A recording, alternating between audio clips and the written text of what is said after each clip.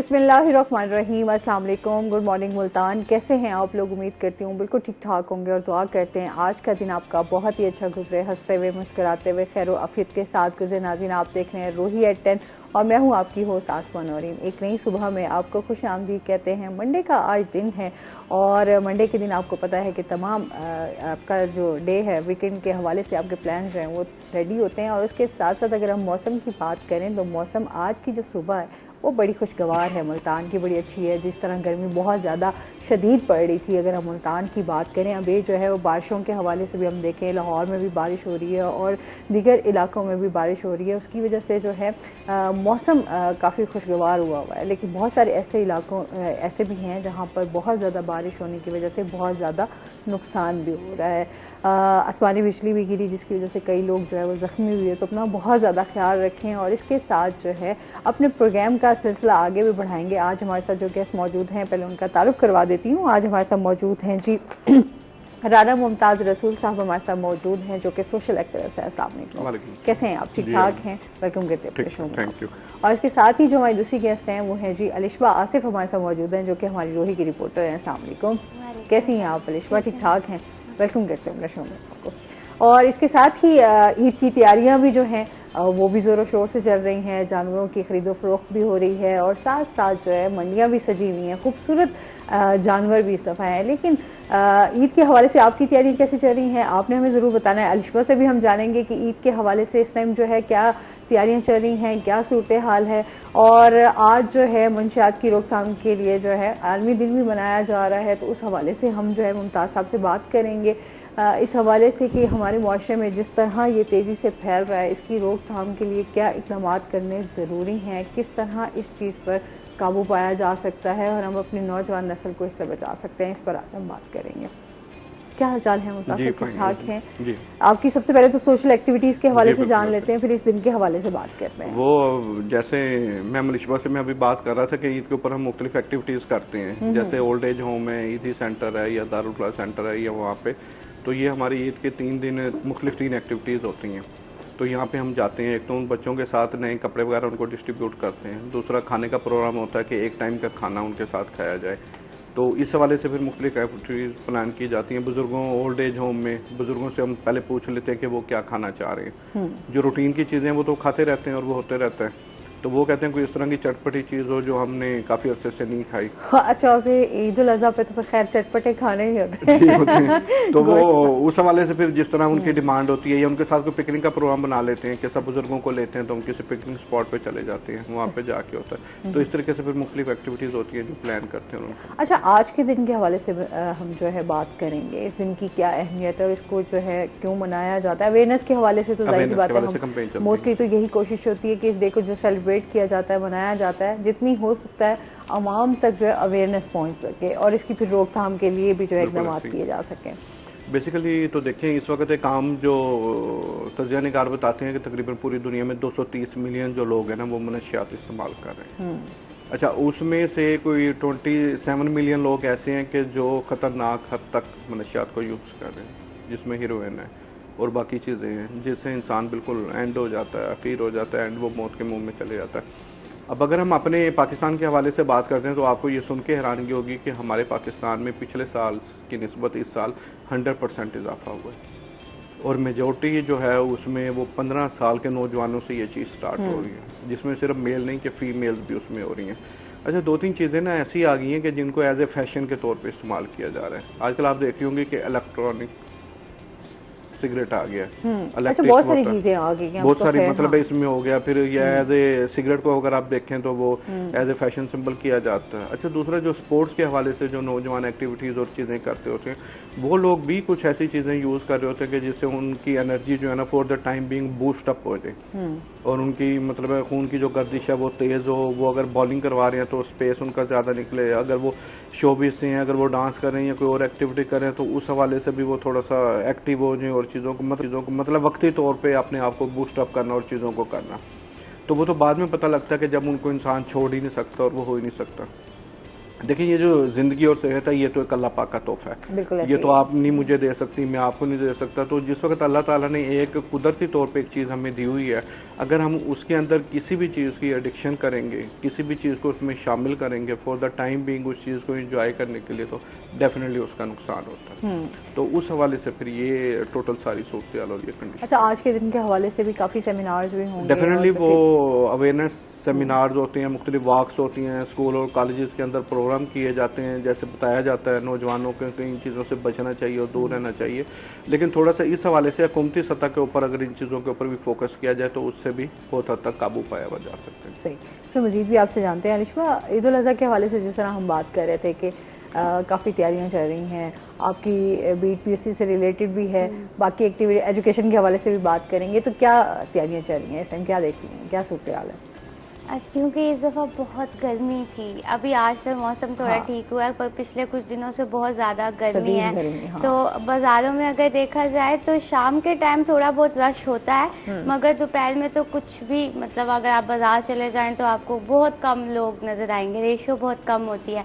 हाँ, मंडियों में ज़रूर काफ़ी रश है, लोग अपने अपने, क्योंकि इस ईद पे ना सबको होता है कि हमारे घर पे हमारे बकरे आ जाएं, बच्चे एक्साइटेड होते हैं जानवरों के लिए, कुर्बानी के लिए, तो लोग मंडियों में भी जा रहे हैं, क्योंकि इस दफ़ा महंगाई भी बहुत ज़्यादा है, रेट्स डबल हो गए हैं पिछले साल की निस्बत, तो लोग ले रहे हैं, बहस ज़रूर कर रहे हैं, कम अपनी उससे जानवर ले रहे हैं पर ले जरूर रहे हैं। जो पहले एक बड़ा जानवर ले रहा था वो छोटा जानवर ले रहा है, पर लोग ले जरूर रहे हैं कि कुर्बानी है, करनी है।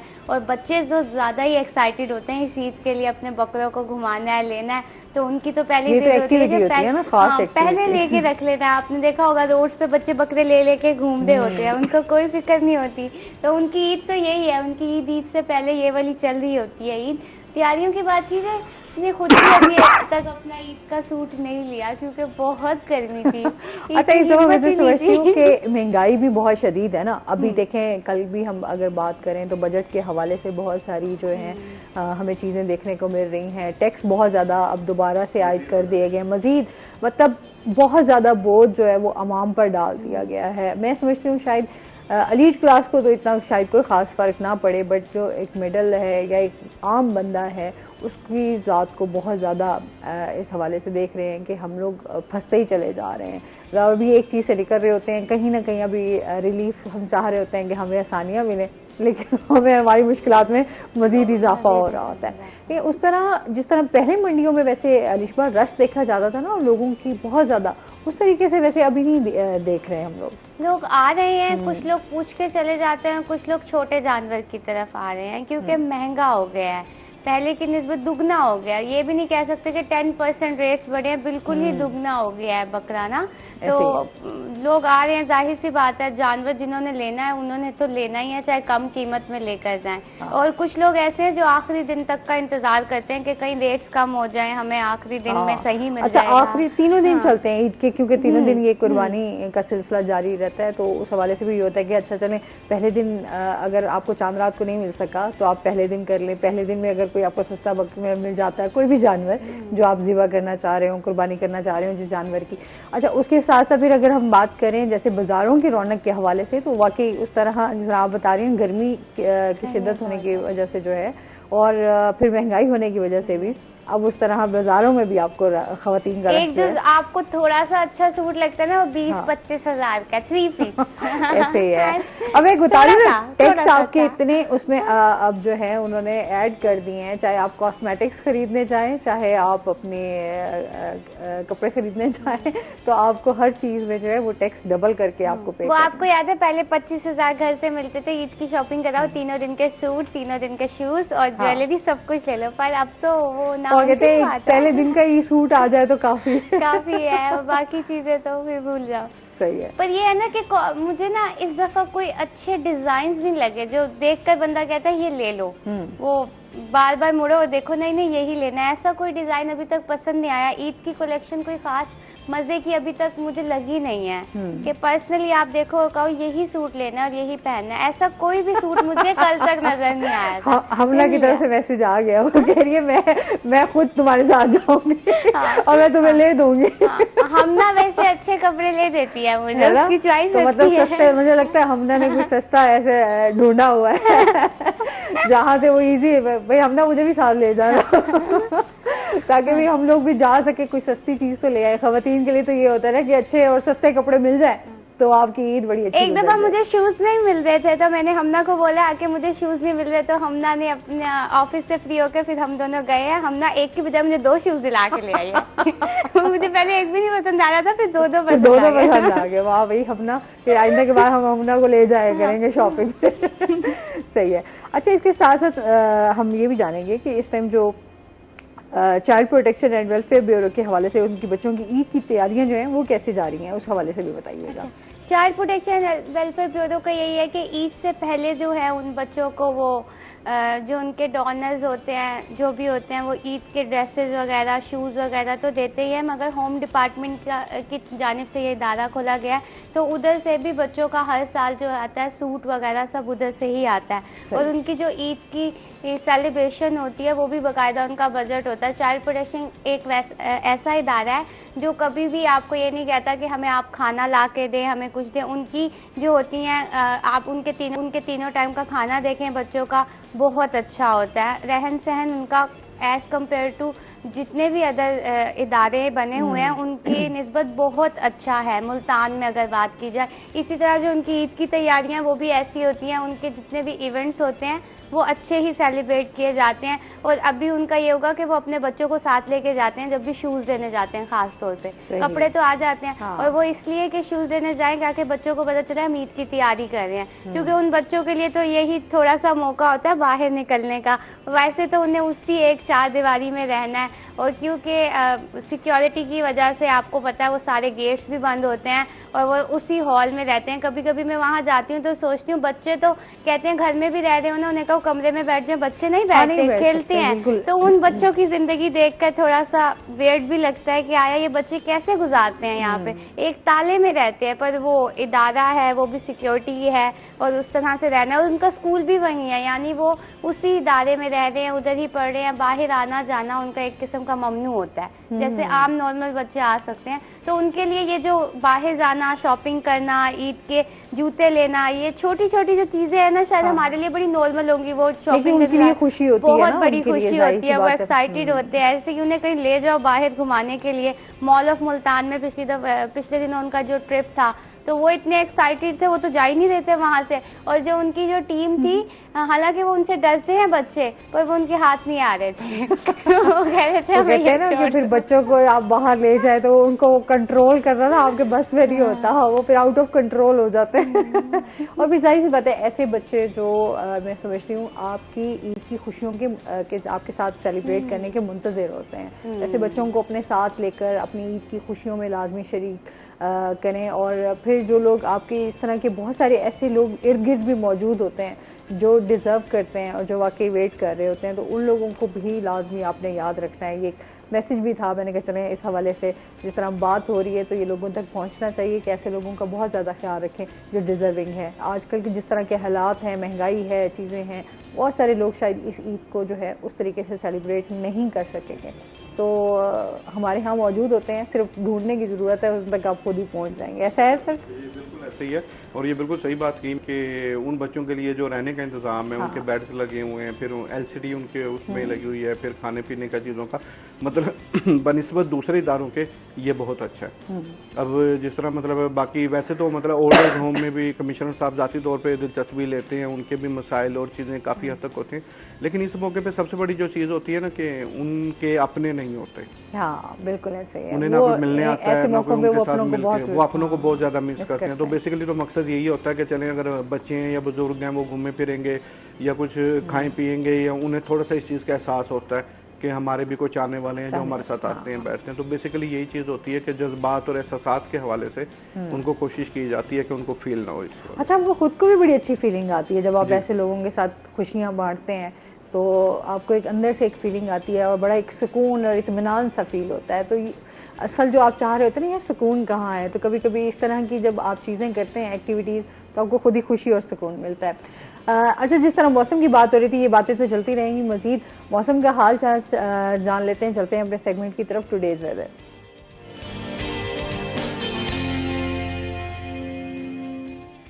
हसन मलिक हमारे साथ मौजूद हैं। हसन से जानते हैं आज मौसम कैसा रहेगा, क्या सूरत हाल है।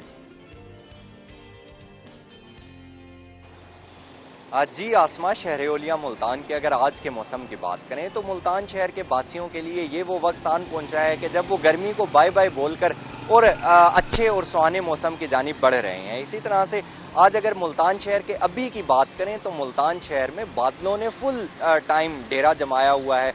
अलल सुबह से ही मुल्तान शहर में काफी ज्यादा तेज हवा भी चल रही है। मौसम आज से ही काफी ज्यादा खुशगवार और सुहाना हो चुका है। सुहाना होने के पीछे रीजन क्या है? आज से मुल्तान शहर में बारिशों का एक नया सिलसिला जो है वो एंट्री करने को तैयार है, जिसके बाद गर्मी की शिद्दत में नुमाया कमी देखने को आएगी। और मेन स्पेशल बात जो है, शहर ओलिया के वासियों की ईद वो काफी ज्यादा ठंडी और सुहाने मौसम में गुजरने वाली है। गुज़िश्ता कई दिनों से शहर में काफी ज्यादा गर्मी और हब्स बरकरार थी, जिसकी वजह से दर्जा हरारत भी बढ़ रहा था और गर्मी की शिद्दत की वजह से मुल्तान शहर के वासियों के लिए काफी ज्यादा टाइम गुजारना भी डिफिकल्ट हो रहा था। लेकिन अब की अगर बात करें तो आज अलल सुबह से ही तेज हवा का सिलसिला भी जारी है। मौसम खुशगवार भी है, सुहाना भी है। आज अगर शहर के ज्यादा से ज्यादा दर्जा हरारत की बात की जाए तो आज मुल्तान शहर का ज्यादा से ज्यादा दर्जा हरारत 40 डिग्री सेंटीग्रेड तक जाने का इम्कान जाहिर किया जा रहा है। कम से कम दर्जा हरारत आज 30 डिग्री सेंटीग्रेड पर रिकॉर्ड किया गया है। और अगर बारिशों के इस सिलसिले को देखें तो महकमा मौसमियात की जानिब से ये कहा जा रहा है कि बारिशों का ये सिलसिला आइंदा 3 से 4 रोज तक जारी रहेगा, जिससे गर्मी की शिद्दत में नुमाया कमी देखने को आएगी। हवा में नमी के तनासुब को अगर देखें तो मुल्तान शहर में आज हवा में नमी का तनासुब कदरे बेहतर है, जो कि 72% तक रिकॉर्ड किया गया है। एयर क्वालिटी इंडेक्स की अगर बात करें तो गुज़िश्ता कई दिनों की तरह आज भी मुल्तान का एयर क्वालिटी इंडेक्स कदरे बेहतर है, जो कि 85 पॉइंट्स पर रिकॉर्ड किया गया है। देखें कि पाकिस्तान के फिजाई आलूदा तरीन शहरों की लिस्ट में मुल्तान की क्या स्टैंडिंग है, तो मुल्तान आज 5वें नंबर पर स्टैंड कर रहा है। आइंदा 24 घंटों के हवाले से अगर बात की जाए तो महकमा मौसमियात की जानिब से ये पेशगोई जाहिर की जा रही है कि आज से बारिशों का सिलसिला जो है ये आइंदा 3 से 4 रोज तक जारी रहेगा। ईद पर बारिशों का इम्कान तो जाहिर नहीं किया जा रहा, लेकिन ये जरूर कहा जा रहा है कि ईद पर इससे भी ज्यादा ठंडी हवा चलने का इम्कान है। सूरज ना होने के बराबर होगा और बादलों की लपेट की वजह से मुल्तान शहर का मौसम काफी ज्यादा बेहतर होगा। आज दोपहर से ही गर्द आलूद हवाएं और तेज हवाएं चलने का सिलसिला भी जारी होगा, जो कि आइंदा 5 से 6 रोज तक जारी रहेगा। आइंदा 24 घंटों के हवाले से अगर बात की जाए तो महकमा मौसमियात की जानिब से ये पेशगोई जाहिर की जा रही है कि आइंदा 24 घंटों के दौरान मुल्तान शहर का मौसम कदरे बेहतर और खुशगवार रहने का इम्कान है। जी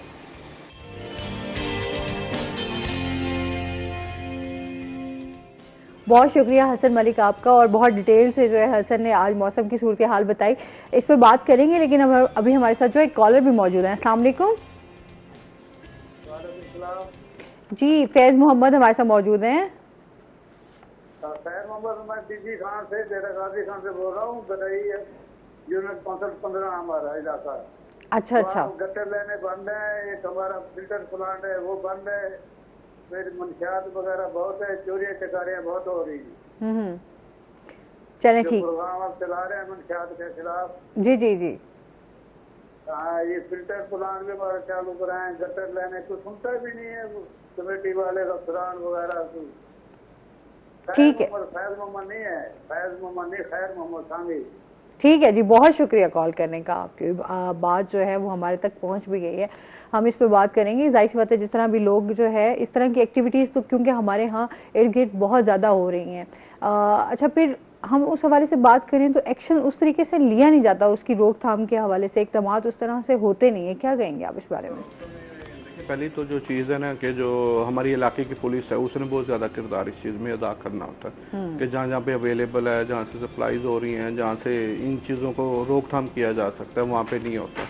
2-3 चीज़ें फैक्टर उसमें आते हैं। कुछ तो लोग ये कहते हैं कि जी मंथली तय होती है तो उसके हवाले से एक्टिविटीज़ होती है। दूसरा, ये जो लोग होते हैं ये बड़े पावरफुल लोग होते हैं कि वो उन्होंने अपने पंजे इस तरह के गाड़े होते हैं, उनके लिंक चीज़ें और मामलात ऐसी होती हैं कि वो हो रही होती हैं। फिर दूसरा, तीसरी चीज़ जैसे मैंने पहले भी कही थी कि गवर्नमेंट के पॉइंट ऑफ व्यू से या गवर्नमेंट के एंड से बहुत सारी एक्टिविटीज़ और बहुत सारे काम होने के ऊपर है। अब थोड़ा सा अगर आप इसमें देखें कि जिस तरह आजकल कॉलेजेस यूनिवर्सिटीज़ के अंदर कहा जाता है कि बहुत ज़्यादा आ रही है, वहाँ पे अवेलेबल भी है, करीब भी है, इस तरह, तो क्या इसको रोकना मतलब नामुमकिन? अच्छा ये देखें ना, पहले हम कहते थे शायद बाहर के लोग जो हैं या बाहर ही है आपके काम, अब आपके तालीमी इदारों में ये चीज़ें चल रही हैं और बहुत आम है।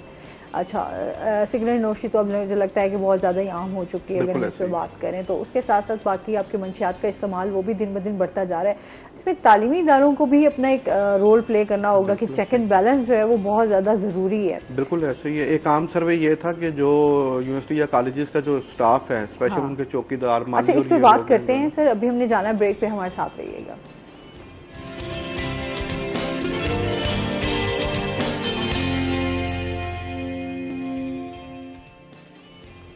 वेलकम बैक नाज़रीन, रोही एयरटेल में आपको खुश आमदीद कहते हैं। अच्छा जी, बात हो रही थी हमारी जिस तरह मंशियात की रोकथाम के हवाले से, जो तालीमी इदारों में भी अभी आम हो रही है।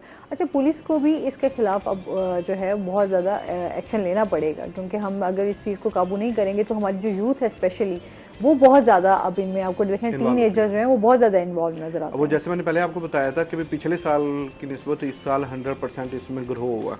एक तो 2-3 चीजें हो रही है। एक तो फैशन सिंबल के तौर पे चीज को इस्तेमाल किया जाता है, दिखावे के लिए शुरू किया था, वो बाद में पता लगता है कि अब उसकी एडिक्शन हो रही है और उसको रेगुलर यूज किया जा रहा है। तो इस हवाले से यूनिवर्सिटी के अंदर एक तो सिगरेट नोशी के हवाले से प्रोग्राम है, दूसरा इलेक्ट्रिक आजकल जो स्मोकिंग आ गई है वो हो गया, तीसरी चीज है हुक्का। आप देखें उसका बहुत ज्यादा फैशन हो गया। वैसे तो ये है कि पिछले कुछ अर्से पहले बहुत ज़्यादा छापे वगैरह भी पड़े थे और कैफ़े वगैरह भी बंद किए गए और चीज़ें, लेकिन अब लोगों ने इतना महंगा नहीं है, इंडिविजुअली तौर पे उसको शुरू कर लिया। अब वो जो हुक्का है वो सिगरेट से बहुत ही ज़्यादा जो है ना नुकसानदेह है, और उसमें जो फ्लेवर और बाकी चीज़ें मामलात आते हैं तो वो बहुत ज़्यादा उसको भी पिया जाता है। बल्कि वो एक दायरा बना लिया जाता है दोस्तों का, तो वो बारी बारी घूमता है और वो हर कोई उसको पीता है और वो करता है। अब उसका दूसरा बेनिफिट ये है कि लोग अक्सर गाड़ियों में भी रख लेते हैं, कोई ट्रैवलिंग पे जा रहे हैं या कहीं यूज़ कर रहे हैं तो वहाँ पे वो चीज़ें जा रही हैं। तो बेसिकली तो अभी ये इन चीज़ों के ऊपर कंट्रोल की ज़रूरत है, इनको देखना चाहिए, स्पेशली पेरेंट्स को। जो बच्चे कॉलेजेस में जा रहे हैं, ताज़ा उन्होंने FA BA में एडमिशन लिया, उनसे रेगुलरली थोड़ा सा वाचअप होना चाहिए। फिर दूसरा जो है ना, बच्चे की पॉकेट मनी, इसके ऊपर भी फोकस होना बहुत ज़रूरी है कि आप बच्चे को कितने पैसे दे रहे हैं, कि वो बच्चा उन पैसों के अंदर क्या चीज़ों को वो वेल कर रहा है। एक तो देखें ना, मतलब मोटरसाइकिल पे जा रहा है तो मोटरसाइकिल का पेट्रोल है या कुछ खाना पीना, ये 1-2 चीज़ें हैं। फिर उसके अलावा तीसरी चीज़, वो आजकल मोबाइल है तो मोबाइल के बैलेंस वगैरह, वो चीज़ें जो पेरेंट्स खुद कर सकते हैं उन्हें खुद करना चाहिए, और पॉकेट मनी की एक हद ज़रूर होनी चाहिए।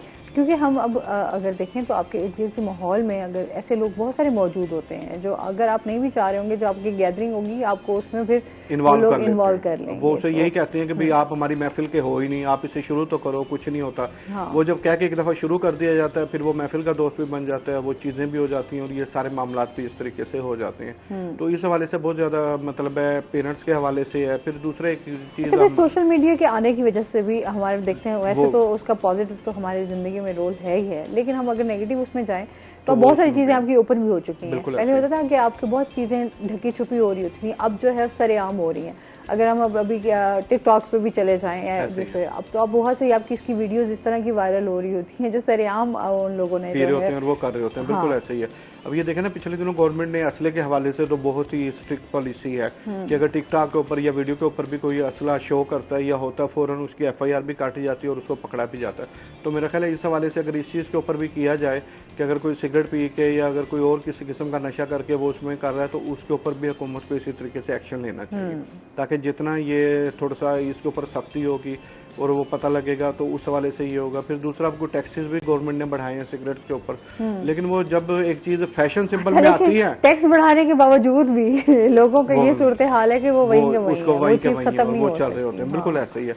वो बेसिकली ना देखें, जब एक ग्रुप बन जाता है ना, फर्ज किया 5, 8, 10 लोगों का ग्रुप बन जाता है, तो उसमें वो बारी डिसाइड हो जाती है कि आज का दिन मेरा है, कल इसका है, परसों इनका है, और ये चीजें। तो वो जब इस तरीके से होती है तो वो डेफिनेटली वो 5-7 दिन बाद उस चीज़ की बारी है वो चीज़ आती है। तो उस हवाले से भी थोड़ा सा इन चीज़ों के ऊपर कंट्रोल और नज़र रखने की ज़रूरत है कि कॉलेज टाइम या यूनिवर्सिटी टाइम के बाद बच्चों को बाहर ना जाने दिया जाए, उन पर नज़र रखनी चाहिए चीज़ें और मामला, मतलब इस तरह की एहतियात बहुत ज़रूरी है। अच्छा, फिर ऐसे लोगों को जो पकड़ा जाता है, जो लोग ये चीज़ें डिलीवर कर रहे होते हैं, अगर उनके ऊपर सख्त उनको सजाएं दी जाएं और उनका सही जो है उसको उनको पता चलना चाहिए कि अगर वो इस तरह का जो है क्राइम कर रहे हैं तो उनको सख्त सजाएं होंगी और इसकी रोकथाम के लिए कोई एक्टिविटी करें तो मेरे ख्याल में बहुत सारी चीज़ें हमारी बेहतर हो सकती हैं। लेकिन वो कुछ टाइम के लिए जो है उनको पकड़ते भी हैं तो कहीं ना कहीं रिश्वत दे दू के वो फिर बाहर वापस आ जाते हैं और फिर उनकी दोबारा से वही दो तीन चीजें जो है ना वो की जाती हैं। एक तो क्वांटिटी में फर्क डाल दिया जाता है, 25 किलो है तो उसकी हद कम कर दी जाती है। दूसरी चीज होती है कि पकड़ा गई क्या चीज है, उसके बाद शो की जाती है जी ये तो चीज कोई और निकली है, वो चीज हुई। फिर तीसरा ये हुआ कि हमारा कुछ कानून इस तरह का है कि बहुत जल्द उन लोगों को रिलीफ मिल जाता है। फिर चौथी चीज ये होती है कि कोई गवाह नहीं बनता उस चीजों में, उन मामलात में और ये सारी चीजों में। पांचवा, जो पुलिस ने केस बना के देना है या जो रिपोर्टिंग होनी है, जो चीजें होनी है, उसके ऊपर स्ट्रिक्ट रहना चाहिए। तो इस तरीके से मतलब थोड़ी सी छूट मिलती है, उन्हें आसानी दी जाती हैं। डेफिनेटली उसकी वजह से ना किसी को सजा मिलती है और ना ही किसी को डर व खौफ का आलम। यही तो है। अच्छा, मजीद भी इससे बात करते हैं। इसके साथ ही आपसे जानेंगे अलिशबा, इस टाइम जो हम बात करें कि महकमा स्पेशल एजुकेशन की जानिब से अब तक खसूसी बच्चों को जो है वो ट्रांसपोर्ट के मसाइल दरपेश हैं, उसके हवाले से बताइएगा। स्पेशल एजुकेशन की जानिब से स्कूल तो बना दिए गए। हम हर बार ये बात करते हैं कि स्कूल बने हुए, एडमिशंस नहीं हो रहे, बच्चे वहां तक आखिर पहुंच क्यों नहीं पा रहे, अगर अवेयरनेस कैंपेन्स भी चल रही हैं। अब जो बसेस हैं उनकी कुछ स्टॉप्स हैं। अब जो स्पेशल बच्चे होते हैं इनमें कैटेगरीज होती हैं। अब जो बच्चे व्हील चेयर यूजर्स हैं, अब जो माजूद बच्चे हैं उन सबके पास व्हील चेयर्स नहीं है। मुल्तान में कितनी अवेयरनेस कैंपेन्स ऐसी चल रही हैं। मुल्तान में स्पेशल एजुकेशन की जानिब से मेडिकल कैंप भी लगाया गया, आइडेंटिफाई किए गए वो बच्चे कि इन्हें क्या मसाइल हैं, कौन से स्पेशल स्कूल में इन बच्चों को दाखिल करवाना चाहिए, और कहा गया था कि आलात फराहम किए जाएंगे। फॉर एग्जांपल जो बच्चे देख नहीं सकते उन्हें वाइट केन प्रोवाइड की जाएगी, जो सुन नहीं सकते उन्हें एक आला फराहम किया जाता है, और इसी तरह जो माजूर बच्चे हैं उन्हें व्हील चेयर वगैरह या जो भी स्टिक वगैरह प्रोवाइड की जाएगी। वो इसलिए ताकि वो बस स्टॉप तक तो आ सके। उनकी पढ़ाई तो बाद में शुरू होगी, पहले वो उस जगह तक पहुंच सके, क्योंकि जो अंदरून मुल्तान में बच्चे रहते हैं, जो ऐसी जगहों पे रहते हैं जो गलियों ही गलियों के अंदर है, वहाँ बस तक की रसाई नामुमकिन है। ऐसा हम कह नहीं सकते कि बस वहाँ तक जाए, उनके घर से उनको लेके आए। तो उसके लिए भी अगर स्पेशल बच्चों को पढ़ाना है तो एक रास्ता ढूंढना होगा। अब मेडिकल कैंप लगा के सारे मेडिकल टेस्ट कर लिए गए, या तो एक तंजीम से राब्ता किया जाता, किसी भी समाजी तंजीम से, अगर महकमा खुद नहीं दे पा रहा था, मगर महकमे ने आइडेंटिफाई किए, उन्होंने कहा जी हमारा महकमा खुद देगा, और अभी तक बच्चों को कोई भी ऐसी चीज़ प्रोवाइड नहीं की गई। इवन के कहा गया कि ब्रेल बुक्स भी आएंगी, उस पर भी हम बात करते हैं। अभी तक बच्चों के लिए ब्रेल बुक्स भी नहीं आई। जो स्कूल में पढ़ रहे हैं उनके पास भी ब्रेल किताबें मौजूद नहीं है, उनको वैसे ही पढ़ा रहे हैं ABCG डी, जो वो बच्चे देख नहीं सकते तो वो ऐसे ही पढ़ रहे हैं, बस वो बिल्कुल ब्लाइंडली पढ़े ही जा रहे हैं। ब्लाइंड बच्चे भी अपने माइंड में भी ब्लाइंडली पढ़ रहे हैं, क्योंकि उन्हें पता नहीं ए कैसे लिखते हैं। अब ट्रांसपोर्ट के लिए अगर जब तक उनके पास कोई भी ऐसे गैजेट्स नहीं होंगे जिनको यूज करके वो बस तक पहुंच सके, वो नहीं पहुंच सकते।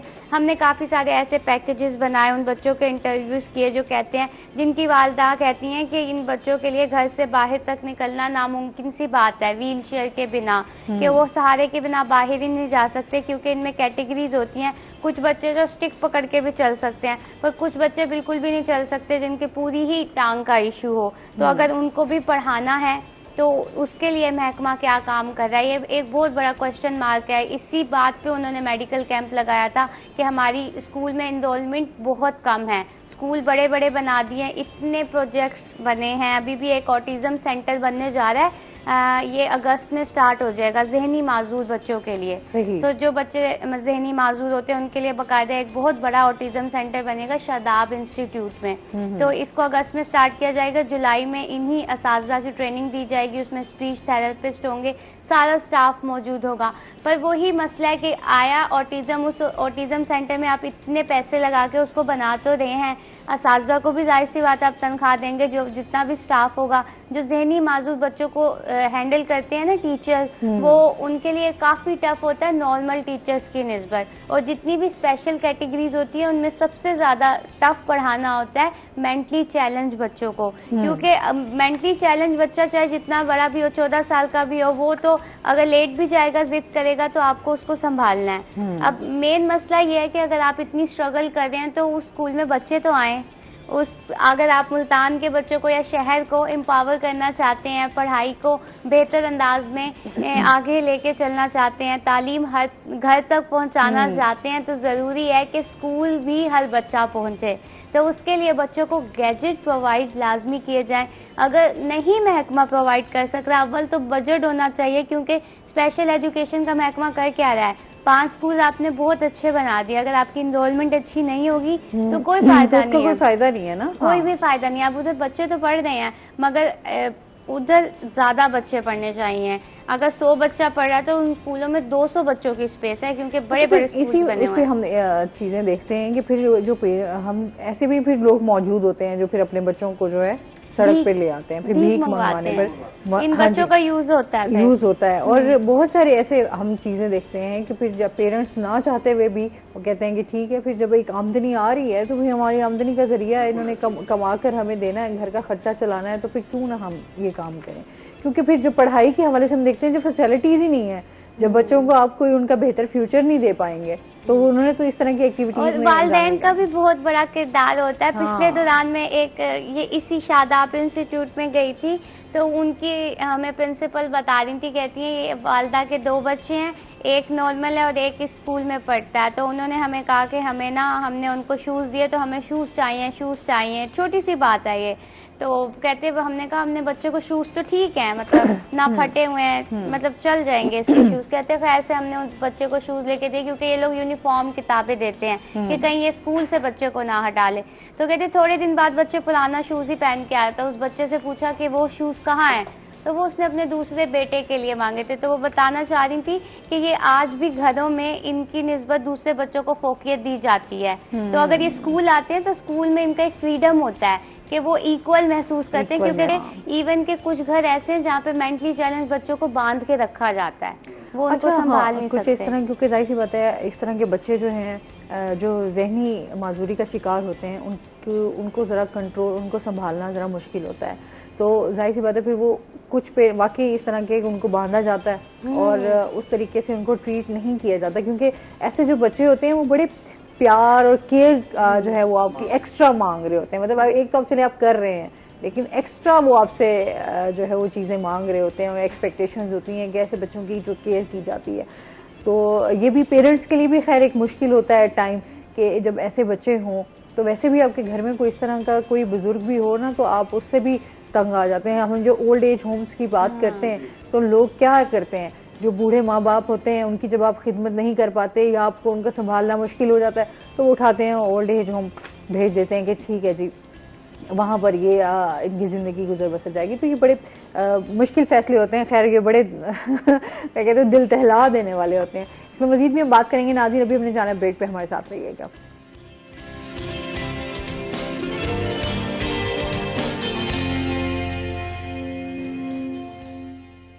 वेलकम बैक नाज़रीन, रोही एटेड में आपको खुश आमदीद कहते हैं। अच्छा, इस तरह अभी हम ब्रेक में भी बात करते हैं जिस तरह बहुत सारे ऐसे लोग हैं जिनको रिहैब सेंटर में जो है वो दाखिल भी कराया जाता है, क्योंकि उनका इलाज कराया जा सके। अगर कुछ लोग जो मंशियात के आदी हो जाते हैं और उनके जो पेरेंट्स होते हैं वो बहुत ज़्यादा परेशान भी होते हैं, तो उनकी कोशिश होती है कि अगर इनका इलाज हो सकता है तो इनका इलाज कराया जाए ताकि ये ठीक हो जाए और इस जो है मंशियात से इनका छुटकारा हासिल हो जाए। लेकिन फिर भी बहुत सारे ऐसे लोग जब रिहैब सेंटर से वापस आते हैं तब भी वो जो है कुछ दिन तो ठीक रहेंगे, लेकिन वो दोबारा इस तरह की एक्टिविटीज में शामिल हो जाते हैं। बात यह है कि उन्होंने वापसी आके रहना तो उसी माहौल में और उन्हीं हालात के अंदर है, जिन हालात या जिन टेंशन या जिन प्रॉब्लम की वजह से उन्होंने शुरू किया था, एक चीज। फिर दूसरी चीज ये है कि जब तक आप सोर्स को खत्म नहीं करेंगे तो उस वक्त तक तो उसके ऊपर नहीं काबू पाया जाएगा। अब वो आता भी है, कोशिश भी करता है, बेहतर भी हो जाता है, लेकिन फिर जिस माहौल में जाता है 2, 4, 5 दिन 10 दिन बाद फिर दोबारा अगर उसको वही दोस्त मिल जाते हैं, वही सप्लाई करने वाले मिल जाते हैं और वही चीज़ उससे दोबारा आसानी से हो जाती है तो वो उसमें कर लेता है। इसमें ना एक बहुत बड़ी चीज़ ये आ रही है आज के नौजवानों में कि बेरोजगारी का जो अंसर है ना वो बहुत ज़्यादा इसके अंदर इन्वॉल्व हो रहा है। इतना पढ़ लिख के होने के बावजूद अब जिस तरह ये पिछले दिनों MD कैट के टेस्ट हुए थे, कोई मेरा ख्याल है लाखों बच्चे इस चीज़ में अपेयर होते हैं और मेरा ख्याल है 3000 या 3500 बच्चों ने वो होना होता है। अब जितनी मेहनत, जितनी चीज़ और जितनी कोशिश की जाती है उस हवाले से एक चीज़ ये, दूसरा बेरोजगारी के हवाले से देख ले, फिर तीसरा पाकिस्तान के अंदर तो स्पेशली नौजवानों के हवाले से कोई भी हमें फ्यूचर प्लान नजर ही नहीं आ रहा। सरकारी जॉब। अच्छा, ये हम इस पे बात करते हैं, कॉल ले लेते हैं। अस्सलाम वालेकुम।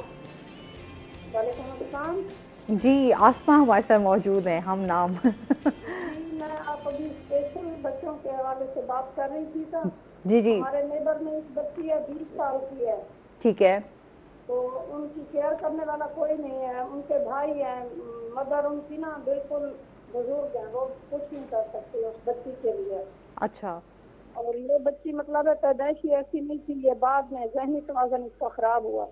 लेकिन उनकी एक और बच्ची है जो पैदाइशी ऐसी है। ओहो। मैंने अच्छा। उनको फोर्स किया है कि आप इनको स्पेशल जो स्कूल है ना बच्चों के उसमें एडमिशन कराएं इसका, ठीक है। लेकिन वो गई हैं उधर। उन्होंने कहा है 500 आप डेली दोगे तो हम बच्ची का एडमिशन करेंगे। अच्छा, 500 डेली? गरीब बंदा जी, अब गरीब बंदा 500 एक बच्ची के स्पेशल। कौन सा? डीजी खान। डीजी खान जी। अच्छा, एरिया कौन सा बनता है? और ये चुरट्टा है, चुरट्टा उधर स्पेशल बच्चों का स्कूल है। अच्छा, ठीक है। प्राइवेट स्कूल है, सरकारी स्कूल? प्राइवेट है या सरकारी है?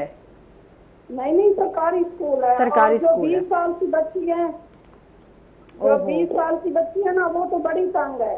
अच्छा। आप ऐसा करें उनके लिए, अगर आप कुछ कर सकते हैं तो करें उनके लिए। चलें, बहुत शुक्रिया कॉल करने का। अच्छा, लोगों के मसाइल हैं। देखिए, ये हालात हैं कि सरकारी स्कूल है और उन्होंने कहा है कि 500 रुपया वो डेली का देंगे तो तब ही उनकी बच्ची का बल्कि एडमिशन। सरकारी स्कूल में तो महीने का वजीफा देते हैं, वो खुद 1000 रुपए जो अभी दे रहे हैं यूनिफॉर्म, किताबें और जूतों के साथ, मतलब 500 रुपए तो नहीं, बिल्कुल अच्छा, भी फीस क्योंकि नहीं है। ऐसे ये बैकवर्ड इलाके हैं। हाँ। मैं समझती हूँ डेरा इस्माइल खान हो गया, डीजी खान हो गया, आप इधर मुजफ्फरगढ़ वाली साइड पे चले जाएं, आप थोड़ा सा जतोई वाली साइड पे चले जाएं, तो वहाँ पर इस तरह के इलाकों में इस तरह की एक्टिविटीज हो रही होती हैं और टीचर्स कर रहे होते हैं। तो ये सरकारी स्कूलों में वही बात आ जाती है कि फिर चेक एंड बैलेंस जो नहीं है। क्योंकि हम लोग अगर देखें, अगर इन बच्चों के साथ अगर पेरेंट्स, अब हम जिस तरह सर बात कर रहे थे कि हम लोग वही अगर बच्चों को उस तरह से तवज्जो नहीं दे सकेंगे तो बच्चों को हम नहीं अंडरस्टैंड करेंगे, तो अगर फिर पेरेंट्स जो है वो मजबूर होकर फिर वो यही काम करेंगे कि बच्चों को फिर दूसरी एक्टिविटीज़ में शामिल कर देंगे। तो ये बड़ा लम्हा फिक्रिया भी है, हमारा अलमिया भी है पाकिस्तान का, कि हमारा जो सिस्टम है आज तक एजुकेशन के हवाले से, चाहे वो स्पेशल बच्चों के लिए हो चाहे वो आम बच्चों के लिए हम देखें, तो दोनों तरह से चीज़ें जो है हमारी डिस्टर्ब ही हैं। वैसे हाँ, जैसे आप बजट में देखें कि हमारी तालीम के लिए कितने पैसे रखेंगे और बाकी जो चीजें हमारे ना है। अच्छा, बेसिक चीज़ें हमारी क्या है? यही है, तालीम है, हमारी सेहत है, हमारी जो रोज़मर्रा की ज़रूरियात की चीज़ें हैं। अगर वही चीज़ों में हमें रिलीफ नहीं है तो मुझे बताएं फिर हम लोग यहाँ पर उस तरीके से किस तरह एक आम बंदे के लिए तो सर्वाइव करना सर बड़ा मुश्किल हो गया है। अब वो देखें ना, 458 अरब रुपया जो रखा गया है, मतलब इनकम सपोर्ट के लिए जो मतलब दे रहे हैं डोनेशंस की मद में, बेशुमार खवातीन मतलब मर भी रही हैं वहाँ पे, धक्कम पेल भी है, गर्मी भी चीज़ें। अगर इसी पैसे को यूटिलाइज किया जाए एजुकेशन में, सेहत में, और सबसे बड़ी बात है कि अगर आप फीमेल्स के लिए काम करना चाह रहे हैं तो उन फीमेल्स को अपने पाँव के ऊपर खड़ा करें, कोई इस तरह के इंस्टीट्यूट, इदारे, चीजें स्किल्स के हवाले से उसके ऊपर काम किया जाए ताकि वो तो एक किस्म का लोग खवातीन को हम जिस तरह हम यहाँ पर भी देखते हैं कितनी लंबी लाइनें लगी होती हैं, और सिर्फ इसी इसमें कि हम लोग यहाँ पर देखें अवाम जो है, जैसे पहले आटे के लिए हम कितनी लंबी लाइनें, और लोगों बेसिकली ना सब्सिडी के नाम पे जिस चीज में भी आप सहूलत देंगे उसका मिस यूज होगा। अब आटे में देख लें आप, कितनी बड़ी बड़ी लाइनें, चीजें, वो लोग खा के पी के खत्म। अब उसके बाद एक नया प्रोजेक्ट शुरू हो गया कि मंथली अब जो इनकम आएगी स्पोर्ट के हवाले से उसके ऊपर वेट करेंगे। ये मतलब है वो हमारी प्लानिंग या सोच हमारी क्यों नहीं है कि हम ये चाहें कि हम बजाय किसी को मछली देने के मछली पकड़ना सिखाएं ताकि वो अपनी रोजगार बनाए और चीजों को बेहतर करें।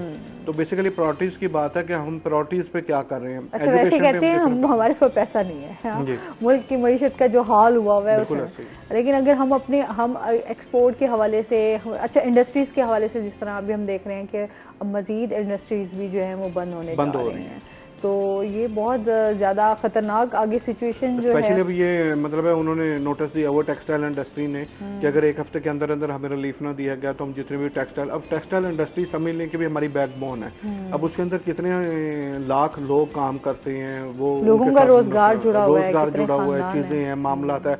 फिर महंगाई का आलम देख लें, फिर आगे ईद भी आ रही है, फिर बाकी सारी चीजें भी हो रही हैं। मतलब है कि कोई ऐसा प्रोजेक्ट, कोई ऐसा रिलीफ जो बताया जाए कि इस चीज से अवाम को सहूलत होगी, वो हमें दूर दूर तक नजर नहीं आ रहा। तो जब हम इन चीजों में जाते हैं, नौजवानों को तालीम के हवाले से नहीं जाते या उनके मुस्तकबिल के हवाले से, स्पेशली ये जो यूनान वाला वाक़या हुआ, कितने हमारे नौजवान गए हैं, अगर उनसे पूछते हैं तो वो कह रहे हैं इतने अरसे से हम बेरोजगार भी हैं, ये सारी चीज़ें और ये सारे मामला हैं, तो सोचना ज़रूर चाहिए इस साइड पे और होना भी चाहिए। अच्छा, फिर नौजवान हमारे जाहिर सी बात है जब हालात से तंग आते हैं, जिस तरह अभी हम अपना टॉपिक पे भी बात कर रहे थे, फिर वो इस तरह की दीगर एक्टिविटीज़ में शामिल होते हैं, क्योंकि साइकोलॉजिकल इश्यूज जो हैं हमारे यहाँ बढ़ते जा रहे हैं नौजवानों के। अगर महरूमी का शिकार हैं, बेरोज़गारी है, महंगाई है, आपको कुछ समझ नहीं आ रहा, एजुकेशन के हवाले से आप परेशान हैं, तो लोग कहते हैं फिर वो कुछ नहीं तो फिर इस तरह। आप देखें कितने इस तरह के नौजवान होंगे जो आपको रोड पे मिलेंगे जो नशे की हालत में होंगे। अगर हम उनसे बात करें तो बड़े बड़े पढ़े लिखे होते हैं। बिल्कुल ऐसे ही होते हैं। अगर हम उनकी स्टोरी, हर बंदा एक अपनी स्टोरी लेके घूम रहा है और वो बता रहा है, जब अपने हालात, चीज़ें और मामला बताते हैं या करते हैं। अब जिस तरह ये फीमेल की कॉल आई है तो उन्होंने कहा वो 20 साल की बच्ची है, उसको इसी तरीके से ये चीज़ है। अगर हम लोग इन चीज़ों के बारे में नहीं सोचेंगे, नहीं कुछ करेंगे, तो वो घर में पड़े पड़े उस नौजवान बच्ची बेचारी का क्या बनना है या उसका क्या कसूर है, क्या उसे मजीद बेहतर मुस्तकबिल या चीज़ें या मामला हम नहीं दे सकते, हम दे सकते हैं, लेकिन हर एक की लिमिटेशन है, उस लिमिटेशन के मुताबिक ये चीज़ें और ये मामला हैं। अब ये तो एक स्टोरी है। अब आप मतलब है जिस तरह आप जनूबी पंजाब में बिल्कुल जाते जाएंगे, जैसे आप बता रही हैं, डेरा इस्माइल खान है, बन्नू है, ये इधर इस साइड वाली साइड है, जहाँपुर, कश्मीर, ये सारा, तो डेफिनेटली जहाँ पे इदारे कम है वहाँ पे तो ये चीज़ें और सूरत बहुत ज़्यादा है, बहुत ज़्यादा है। अच्छा भाई, ये तो वो सिचुएशन है ना कि देखिए आप पैसे लेकर अगले बच्चों को, क्योंकि ऑलरेडी वो लोग परेशान हैं, फिर आप उनकी परेशानी में मजीद इजाफा कर रहे हैं कि अगर वो लोग अफोर्ड नहीं कर सकते तो आप उनसे उल्टा कह रहे हैं कि हमें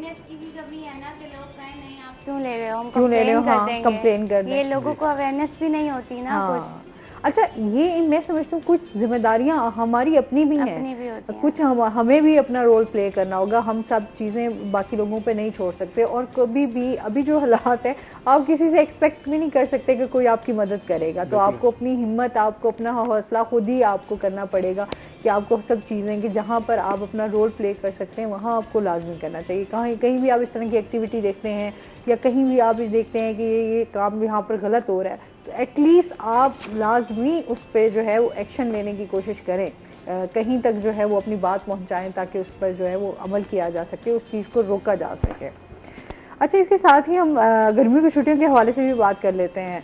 थोड़ा सा बच्चे बड़ा इंजॉय कर रहे हैं। वैसे समर कैंप लगाए जाते हैं और उसके बाद जो है वो समर कैंप में बहुत कम बच्चे वैसे जाते हैं। अभी बात इस स्टोरी को आगे बढ़ाते हैं, लेकिन टाइम हमारे पास कम है क्योंकि बाकी हमने बातें कर ली। अलिशमा, बहुत शुक्रिया आपका, आप हमारे साथ रही। सर, आपका भी बहुत शुक्रिया, इस हवाले से बातचीत हुई। और इसके साथ ही नाज़रीन, अभी हमने जाना है ब्रेक पर, हमारे साथ रहिएगा। हम ब्रेक से जब वापस आएंगे तो हमारे साथ कुछ और गेस्ट मौजूद होंगे।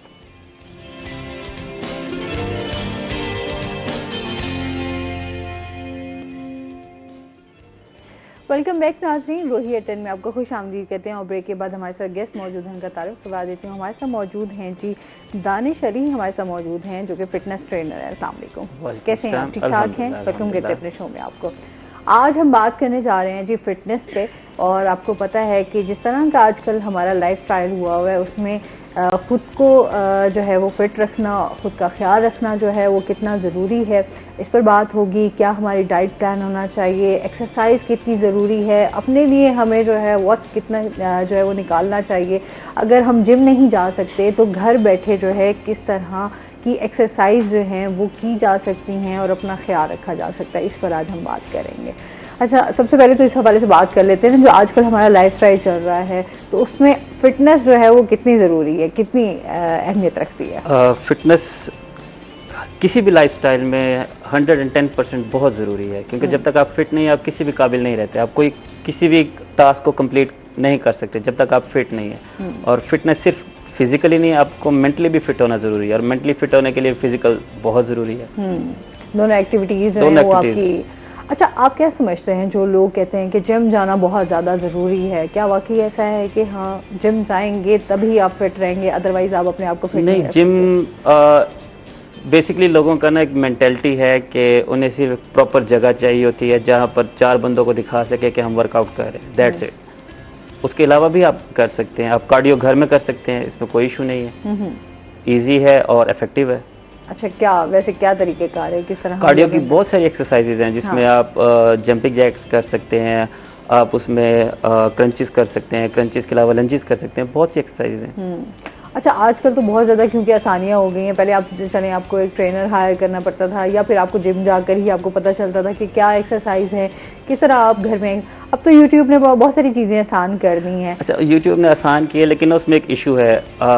यूट्यूब पे जो वीडियोस होंगी वो पता नहीं किस इलाके की होंगी, किस एरिया से आपको वो ट्रेन कर रहे हैं। ठीक है। अब वहाँ का मौसम, मतलब वहाँ का वेदर और यहाँ का weather, the hell of difference.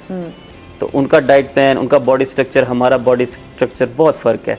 फिर उसके बाद अगर उन्होंने आपको एक एंगल बताया है तो आप उसको परफॉर्म करें। अब ये नहीं पता होगा कि ये सही है या गलत है, उसके लिए आपको ट्रेनर लाजमी चाहिए, वो होना लाजमी है। अच्छा बताओ, ये कहते हैं ट्रेनर लाजमी होना ज़रूरी है। ठीक है।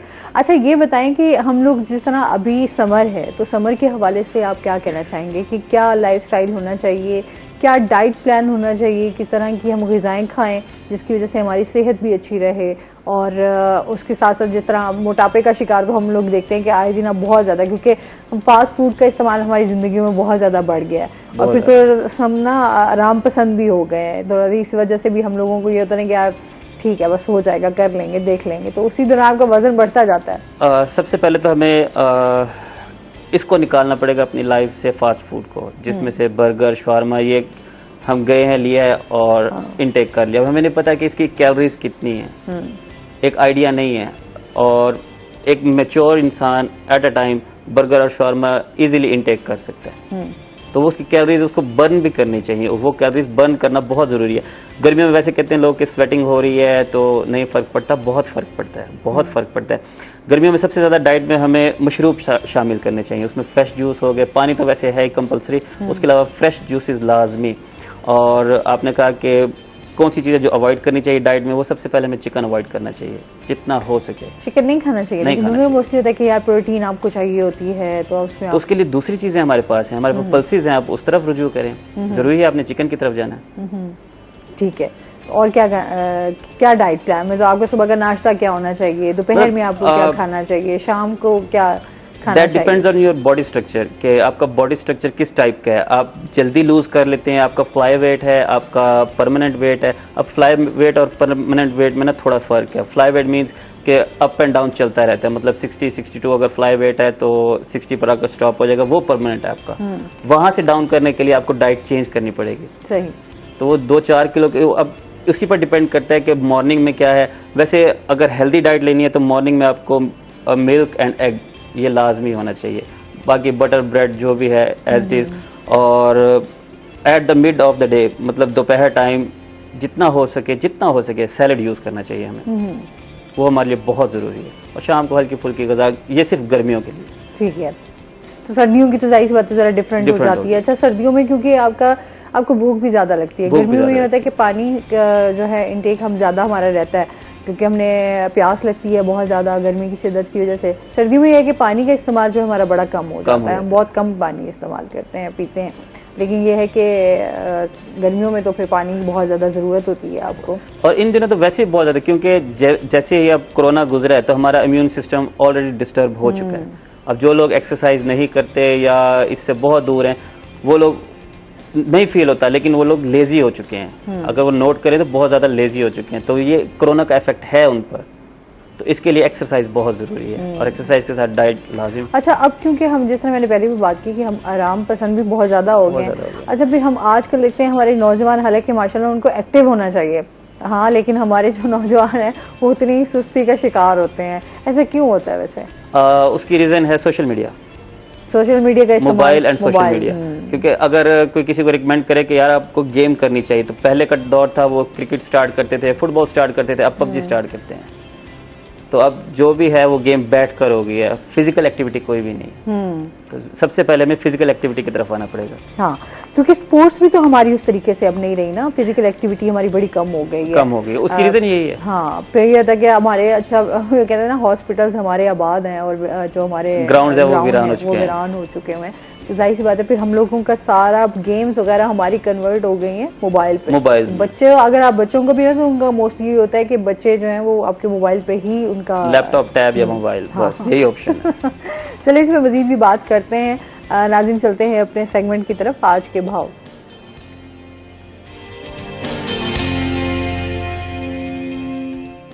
बिलाल यूनुस हमारे साथ मौजूद हैं। बिलाल से जानते हैं आज मार्केट में सब्जियों फलों के क्या रेट्स हैं।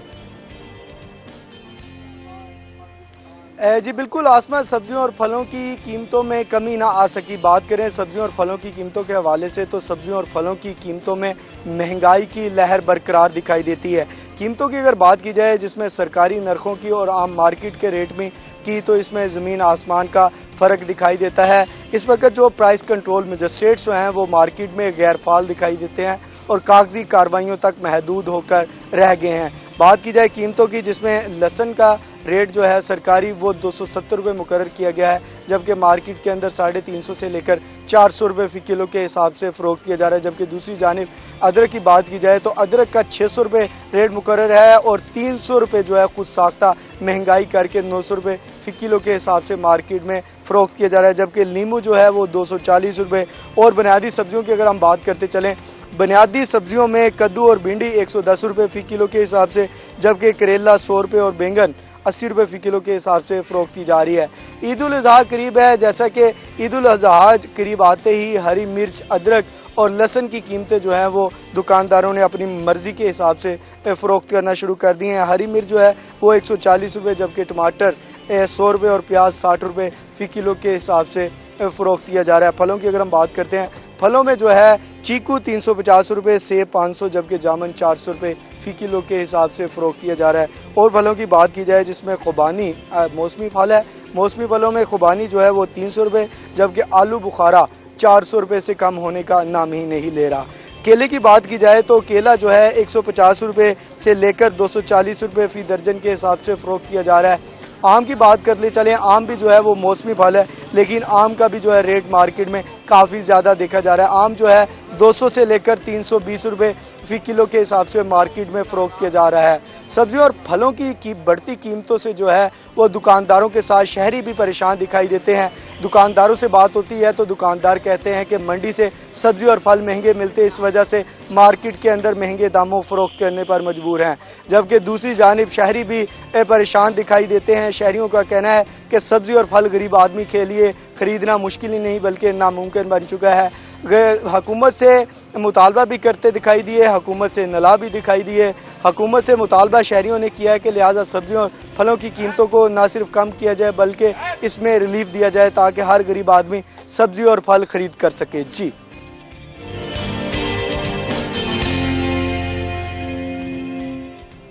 बहुत शुक्रिया बिलाल यूनुस आपका। और इसके साथ ही जिस तरह हम फ्रूट्स की बात करें, फ्रूट्स भी तो आपकी सेहत के लिए बड़े अच्छे होते हैं और सब्जियों का इस्तेमाल भी लेकिन हम यहाँ पर हम सब्जियों फलों का इस्तेमाल वैसे महंगाई की वजह से जो है फल जो है वो एक आम बंदे की पहुंच से दूर हुआ है। तो किस तरह फिर वो इन सब चीज़ों को देखते हुए आप अपना ख्याल रख सकते हैं? आप जो पैसे कोल्ड ड्रिंक्स में लगा रहे हैं, जो पैसे स्मोकिंग में लगा रहे हैं, जो पैसे आप लगा रहे हैं फास्ट फूड में, वही पैसे आप अगर आप फ्रूट्स में लगा लें या वेजीज में लगा लें तो वेल एंड गुड है। यही हेल्दी लाइफस्टाइल के लिए ज़रूरी है। अच्छा, क्योंकि हम लोग ऑर्गेनिक चीज़ों की तरफ अब हमारी तवज्जो उस तरीके से नहीं है कि हम लोग प्योर चीज़ें खाएं और उस तरह हमारी क्या एक्टिव जाहिर सी बात है लाइफस्टाइल हमारा, क्योंकि अब टोटली हम चेंज कर रहे हैं। एक चीज़ तो हम सब्जियां तो खैर बच्चे भी अब शौक से नहीं खाते हैं, बच्चों को भी बड़े ज़बरदस्ती उनको सब्जियों की तरफ लाया जाता है, लेकिन बच्चों का शौक जो है वो जैसे आप चिकन की बात कर रहे थे तो चिकन तो हर चीज़ में शामिल है, हर चीज़ में शामिल किया हुआ है और उसी की वजह से बहुत सी बीमारियां भी हम पर लाक है। बहुत सी बीमारियां ऐसी, देखिए एक चूजे को तैयार किया गया 40 दिन में, इन 40 और 42 डेज, तो जो उसके अंदर इंग्रेडिएंट्स है वो हमारे अंदर भी मौजूद होंगे, जाहिर सी बात है। तो हमने भी उस हिसाब से जो बीमारी उसको लगनी है हमें भी लगनी है। अब ब्रायलर हम खा रहे हैं, उसकी खसूसियत हमारे अंदर आनी है। ब्रायलर अपनी जगह से उठकर दूसरी जगह नहीं जा सकता, हम भी अपनी जगह से उठकर दूसरी जगह नहीं जा सकते। तो ये कह रहे हैं हम भी कहीं ना कहीं फार्मी हो चुके हैं। अच्छा, ये है क्योंकि हम लोग देखते हैं जिस तरह अभी बच्चों में उस तरीके से एक्टिव नहीं है, बहुत कम हम देखते हैं कि बच्चों को जो है वो इस तरफ तवज्जो हो कि वो बहुत ज़्यादा एक्टिव हों, शार्प हों। लेकिन अभी हम जितना अपने यंगस्टर्स को देखते हैं मोस्टली आपको बहुत ज़्यादा सुस्ती और काहिली की तरफ आपको काहिल हो चुके हैं। हाँ, अभी जो हम लोग हमारे यहाँ भी बड़े लोग ऐसे मौजूद हैं बड़ी सुस्ती और काहिली का, चलते बड़ा औखा है वैसे, उनको बड़ा जबरदस्ती धक्का देके चलाना पड़ता है। बेसिक ये देखें ना कि बच्चों ने पेरेंट्स को देखना है। हाँ। अब पेरेंट्स ही सुबह उठते हैं 9 बजे, 10 बजे, 11 बजे, तो बच्चों ने भी वैसे ही उठना है। कहाँ हमारे पेरेंट्स सुबह सुबह उठ के 5 और नमाज पढ़ने के बावजूद उनके घर में वावेला मचा और उसके हुआ बाद होता है। हाँ, उसके बाद करने को कुछ भी नहीं है। हाँ, लेकिन कर जाहिर सी बात है, जिन्होंने काम पे जाना है, जिनकी जॉब्स हैं, उन्होंने तो जाहिर काम पे भी जाएंगे। इसके लिए बेहतर है कि पहले हमें हमारे अगर बच्चे हैं तो हमें उन्हें प्रॉपर टाइम देना चाहिए। चाहे हम मॉर्निंग में दें, चाहे हम इवनिंग में दें, उन्हें प्रॉपर टाइम देना चाहिए। उन्हें बाहर लेकर जाएं, ग्राउंड में लेकर जाएं, कुछ ना कुछ एक्टिविटी उनके साथ, क्रिकेट खेलें या कुछ भी कोई भी फिजिकल एक्टिविटी लाजमी है। जरूरी हम ये नहीं कहते कि मार्शल आर्ट्स की तरफ आए या इस तरफ आए, लेकिन फिजिकल एक्टिविटी बहुत जरूरी है। अच्छा, आपकी जर्नी कैसी रही वैसे? आप कैसे फिटनेस की तरफ आपकी तवज्जो बनी? मुझे इस फील्ड में ऑलमोस्ट 15 साल हो गए हैं। अच्छा, माशाल्लाह। मैंने बॉक्सिंग से स्टार्ट किया था और अब MMA कर रहा हूँ, मिक्स मार्शल आर्ट्स। अच्छा, वो फिर कर रहे हैं तो वो फिर उसमें आपकी कैसी जर्नी है, वो थोड़ा सा बताएं उसके बारे में। मतलब देख देख के शौक हुआ था कि सबसे पहले देखते थे मोहम्मद अली को, बहुत अच्छा बॉक्सर है, वहाँ से शौक चढ़ा के मैंने भी बॉक्सिंग करनी है। बॉक्सिंग स्टार्ट कर दी, तकरीबन 2 साल 3 साल इस फील्ड में रहे। फिर बॉक्सिंग के बाद जैसे ही गेम अपडेट होते रहे, किक बॉक्सिंग की तरफ से आ गए, फिर मुए थाई आ गई, मुए थाई के बाद अब ब्राज़ीलियन जिu-jitsu है, जिu-jitsu के साथ फिर MMA, तो काफ़ी लंबा टाइम लगा है इसको। अच्छा, तो घर वालों ने सपोर्ट किया? आजकल तो हमारे घर वाले स्पोर्ट नहीं ना करते। हेल्दी एक्टिविटी है तो स्पोर्ट जाहिर बात है करना था उन्होंने। अच्छा, तो फिर इसमें आप अभी आगे बच्चों को भी सिखा रहे हैं, उसके हवाले से बच्चे भी ट्रेन कर रहे हैं या नहीं? हमारा क्लब है जहाँ पर बच्चे डिफरेंट टाइम्स है, हमारी क्लासेस होती हैं, तो सुबह से शाम तक तकरीबन 6 से 7 क्लासेस होती हैं। 2 घंटे का सेशन होता है हर क्लास में, तो हर एज के बच्चे उसमें शामिल हैं। अब वैसे छुट्टियाँ हो चुकी हैं तो समर कैंप भी लगे हुए हैं, तो वहाँ पर भी बच्चे आ रहे हैं। सही है। तो बच्चों में इंटरेस्ट देखते हैं कि बच्चों में उस तरीके का इंटरेस्ट हो कि बच्चे आए? काफी हद तक डेवलप हो रहा है। अच्छा, काफी हद तक डेवलप हो रहा है, बच्चों में इंटरेस्ट देखते हैं। इंटरेस्ट डेवलप हो रहा है। ठीक है। अच्छा, ये बड़ा ज़रूरी है कि हम अपने बच्चों को हेल्दी एक्टिविटीज़ की तरफ लेकर आएँ, ताकि हमारे बच्चे जो हैं वो भी सेहतमंद हों और उनके साथ जो है वो उनकी एक्टिविटीज़ इस तरह की होंगी तो उनकी जहनी नशोनुमा भी होगी। कि हम सिर्फ अगर बच्चों को सिर्फ 4 दीवारी में सिर्फ रखेंगे, क्योंकि हमारा आजकल तो बच्चों का वैसे भी प्रेशर बहुत ज़्यादा है ना, स्कूल जाना है, स्कूल के बाद आपने ट्यूशन जाना है, ट्यूशन के बाद आपने घर आना है, तो घर में भी आपने बैठ के पढ़ना है, तो कोई उनके लिए उस तरीके से प्लेग्राउंड तो हमारे यहाँ जब तो वो बहुत दूर दूर है, क्योंकि कोई कॉलोनीज़ में होंगे तो वहाँ आप सारे बच्चे जो हैं इकट्ठे हो जाएंगे, गली मोहल्लों में खेलना शुरू कर देंगे। लेकिन क्योंकि अब वो टाइम भी हमारा इस तरह का है कि लोग डरते हैं कि बच्चों को घर से बाहर कैसे निकालें। अच्छा, तो ये भी एक टाइम था जिस वक्त स्कूल्स के अंदर बड़े ग्राउंड हुआ करते थे, अब वो एक्टिविटी नहीं हुआ। है। हाँ, अब प्राइवेट स्कूल्स इतने ज्यादा हो गए हैं जो 4 मरला, 6 मरला, 8 मरला, 10 मरला के अंदर स्कूल है। अब या तो वो इतनी जगह पर ग्राउंड बनता है या उसमें क्लासेस बनती हैं, तो फिजिकल एक्टिविटी स्कूल्स में भी खत्म की हुई है। हाँ। तो एक तो हमें ये चाहिए, बल्कि गवर्नमेंट को भी ये चाहिए कि कम से कम जो ऐसे स्कूल्स हैं उन्हें या तो नोटिस दे या उन्हें समझाएं कि ग्राउंड लाजमी है। ग्राउंड बहुत जरूरी है, बच्चे की नशोनुमा के लिए ग्राउंड बहुत जरूरी है, बहुत जरूरी है। सही। अच्छा, जो लोग जिम आते हैं उनको जिम की भी डिफरेंट फिर एक्सरसाइज होती होंगी, जिस तरह आप कह रहे हैं कि हर किसी को डिफरेंट होता है, आप उसकी बॉडी को देख के, उसके बॉडी स्ट्रक्चर, उसके साथ ही फिर आप उसको ट्रेन करते हैं कि इसको किस चीज़ की क्या ज़रूरत है, प्रोटीन की है या इसने अपने मसल्स जो हैं वो उनको बनाना है, तो उनके लिए क्या क्या चीज़ें ज़रूरी हैं? ऐसे ही है कि मतलब फीमेल्स हैं तो उसके लिए हमें डिफरेंट डाइट प्लान रखना होता है। मेल्स हैं क्योंकि फीमेल्स का मेजॉरिटी होता है कि उन्होंने वेट लॉस ही करना है, उनका गेन की तरफ कोई माइंडसेट होता ही नहीं है। और मेल्स का है अमूमन उन्होंने वेट गेन करना होता है, मसल गेन करने होते हैं, कि तो दोनों की डाइट बहुत डिफरेंट है, बहुत डिफरेंट है, और दोनों की एक्सरसाइज भी डिफरेंट है। अच्छा, जो लोग मोटापे का शिकार हो जाते हैं, जो बहुत ज़्यादा ओबेसिटी के हवाले से, उनके हवाले से आप क्या कहना चाहेंगे? पहले तो आपको उसकी रीज़न पता होनी चाहिए कि मोटापे की रीज़न है क्या। एक होता है कि हम बैठे हुए जस्ट हमारा बेली जो है, बेली फैट बहुत बढ़ गया है, एक वो मोटापे में काउंट नहीं किया जा सकता है, क्योंकि वो जस्ट बेली फैट है। वो आप कभी भी विद इन 30 डेज, 35, 40 और सो ऑन, मतलब 2 से 3 महीने के अंदर आप उसको रिड्यूस कर सकते हैं। मोटापा मीन्स आपके बॉडी के ऐसे पार्ट्स पर फैट्स आ जाना जिसको रिड्यूस करना बहुत मुश्किल है। जैसे आपके ट्राइसेप पर फैट्स आ गए, आपके बैक मसल्स पर आ गए, आपकी साइड्स पर आ गए हैं, हिप्स हो गए हैं या थाइज हो गए हैं, इसको रिड्यूस करना बहुत इशू होता है। फिर उनके लिए डाइट बहुत ज़रूरी है और एक्सरसाइज बहुत ज़रूरी है। ये खवातीन भी आजकल जो है वो जो है मोटापे का शिकार बहुत जल्दी हो जाती हैं। अच्छा, फिर उनके लिए उनका वेट रिड्यूस करना वो बड़ा मुश्किल हो जाता है। एक बहुत बड़ा चैलेंज होता है कि जो खवातीन बहुत ज़्यादा ओबेसिटी का शिकार होती हैं उनको वापस अपना जो है लूज़ करना और फिर उसको मेंटेन रखना, ये दोनों चीजें बेसिक ये लूज करना इशू नहीं है या गेन करना इशू नहीं है, मेंटेन रखना सबसे बड़ा इशू होता है कि आप कर तो लेते हैं, आपने एक दफा डाइट लिया है, 3 महीने आपने इतनी डाइट की है कि आप हर चीज फास्ट फूड छोड़ दिया, सब कुछ छोड़ दिया, 3 महीने में आप अपने टारगेट तक पहुंच गए हैं, उसके बाद आपने जो पिछला था उसे डबल यूज करना शुरू कर दिया, उसको मेंटेन करना बहुत जरूरी, वो एक लाइफस्टाइल है। आपने काफी अरसे से वो चीजें छोड़ी हुई होती हैं तो फिर वो जाहिर बता कहते हैं अच्छा यार थोड़ा सा खा लेंगे तो क्या हो जाएगा, वो थोड़ा थोड़ा करते फिर बहुत ज्यादा हो जाता है। हाँ बिल्कुल ऐसा ही है। अच्छा, इसके साथ साथ हम ये भी बात करेंगे जो हम जिम के हवाले से कि जिम में आप जो डाइट प्लान देते हैं वो डिफरेंट होता है? डिफरेंट होता है। अच्छा, उसमें क्या क्या ऐड करते हैं? एक तो एज कैटेगरी, उसके अलावा उसकी फिजिकल अपीयरेंस, इसको देखकर डाइट प्लान सजेस्ट किया जाता है। सही। अच्छा, उसके साथ साथ जो है जिम में आपकी एक्सरसाइज, क्योंकि वहाँ पे तो एक अच्छा मशीन एक होता है ना बात कि आपकी जिम में जाएं तो आपकी मशीनें जो हैं अब उनका इस्तेमाल ज़्यादा करते हैं, आपका जो वर्कआउट है जो आपको फिजिकल आप उसमें कहते हैं वो बड़ा कम होता है, तो मशीनों के बाद आप कहते हैं ना जब आपने थोड़ा सा वेट रिड्यूस कर लिया उसके बाद आप उसको जब मेंटेन नहीं कर पाते तो वो डबल हो जाता है, ऐसा है? ऐसे ही है।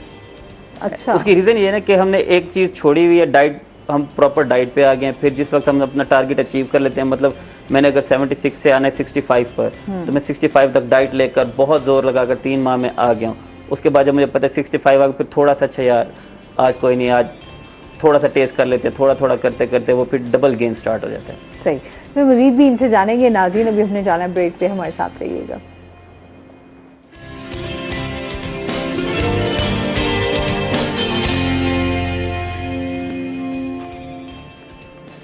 वेलकम बैक नाजरीन, रोही एयरटेल में आपको खुश आमदीद कहते हैं और ब्रेक के बाद जो है चलते हैं अपने हेल्थ सेगमेंट की तरफ। हेल्थ टिप आज हम बात करने जा रहे हैं जनाब आम पर। आम को जो है फलों का बादशाह भी कहा जाता है, जैसा कि आप जानते हैं कि सबका फेवरेट जो है गर्मियों में स्पेशली जो आम हम फलों का तोहफा कहते हैं ना, वो आम को कहते हैं। तो मुल्तानी आम तो वैसे ही आपको पता है कि बहुत ज़्यादा मशहूर होते हैं और यहाँ की जो वैरायटीज़ हैं वो बहुत ज़्यादा ही हैं, और जो मुल्तान के आम का टेस्ट है वो बहुत ज़्यादा डिफरेंट भी होता है बाकी इलाकों की निस्बत, और यहाँ पर बहुत ज़्यादा लोग जो है वो शौक़ से खाते भी हैं और वेट भी कर रहे होते हैं कि मुल्तान का आम कब आएगा और हम जो है खाएंगे उसे शौक़ से। लेकिन वो कहते हैं ना जैसे फलों में हर फल में अल्लाह ताला ने बहुत ज़्यादा उसकी ग़िज़ाइयत भी रखी है, उसकी अफादियत भी है, जिससे हमारी सेहत जो है वो बहुत अच्छी रहती है। अगर हम बात करें तो इसमें विटामिन ए जो है वो वाफिर मिक़दार में पाया जाता है जो कि हमारी सेहत के लिए बहुत अच्छा है। इसमें आयरन मौजूद है, इसमें फाइबर मौजूद है जो कि हमारी सेहत के लिए बहुत ज़्यादा अच्छा है। अच्छा, एक इसके साथ साथ जो हम चीज़ देखते हैं कि इसका जूस भी बनाकर पिया जाता है, मिल्क शेक भी बनाकर पिया जाता है, बच्चे बहुत शौक से पीते हैं, अगर वैसे आम नहीं खाते तो लाजमी है कि वो मिल्क शेक बनाकर इसका इस्तेमाल करते हैं। और इसके साथ साथ हमारी जो डिज़र्ट बनाई जाती हैं मशहूर, उसमें भी आम का इस्तेमाल किया जाता है। और कच्चे आम की तो फिर हम देखते हैं यहाँ पर चटनी भी बनाई जाती है जो कि बहुत ज़्यादा मशहूर है कि वो आप बहुत लोग शौक़ से खाते हैं और उसका टेस्ट भी बड़ा डिफरेंट होता है। और इसके साथ साथ जिस तरह वैराइटीज़ की बात करें तो यहाँ पर हमारा जो है अनवर लटोर हो गया, चौंसा हो गया, दशहरी हो गया, ये लोग बहुत शौक से खाते हैं। और इसके साथ साथ हम बात करें कि ये आपकी किस तरह आपको कैंसर से भी बचाता है।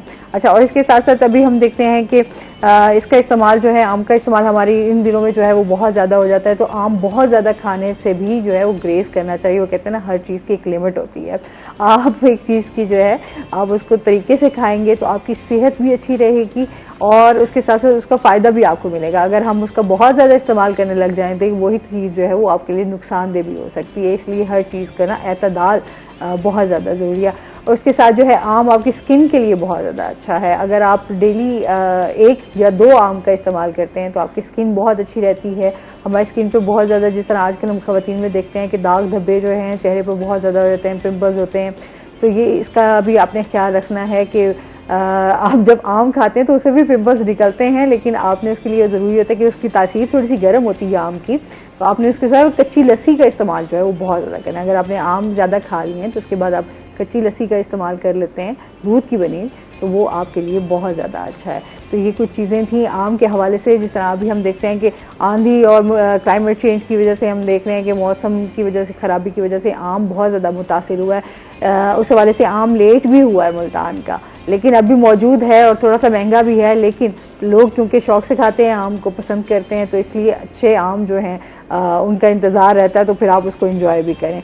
अच्छा, आपसे जानते हैं आम आप शौक से खाते हैं, वैसे फिटनेस के लिए आम आप थोड़ी सी उसके बारे में हमें तो बताएं ना। ये तो मैंने बहुत सारे फायदे अपने नाज़रीन को बता दिए। डाइट में आम बहुत ज़रूरी है। उसकी रीज़न ये है कि आम वेट गेन करने में बहुत हेल्प करता है। हाँ, बहुत ज़्यादा हेल्प करता है। मीन्स कि अगर आपने डाइट फॉलो की हुई है, स्पेशल ख़वातीन के लिए कि उन्होंने एक डाइट फॉलो की हुई है एक टाइम से, सब कुछ छोड़ के, और एंड जब गर्मी आती है तो वो कहते हैं चलो थोड़ा सा आम खा लेते हैं, उनकी 1 महीने की डाइट जो है वो एक आम कवर कर लेता है। मतलब इतनी कैलोरीज एक आम रखता है उसमें बहुत ज़्यादा। हाँ, एक आम इतनी कैलोरीज रखता है, तो इसको एतदाल में खाएं। हाँ।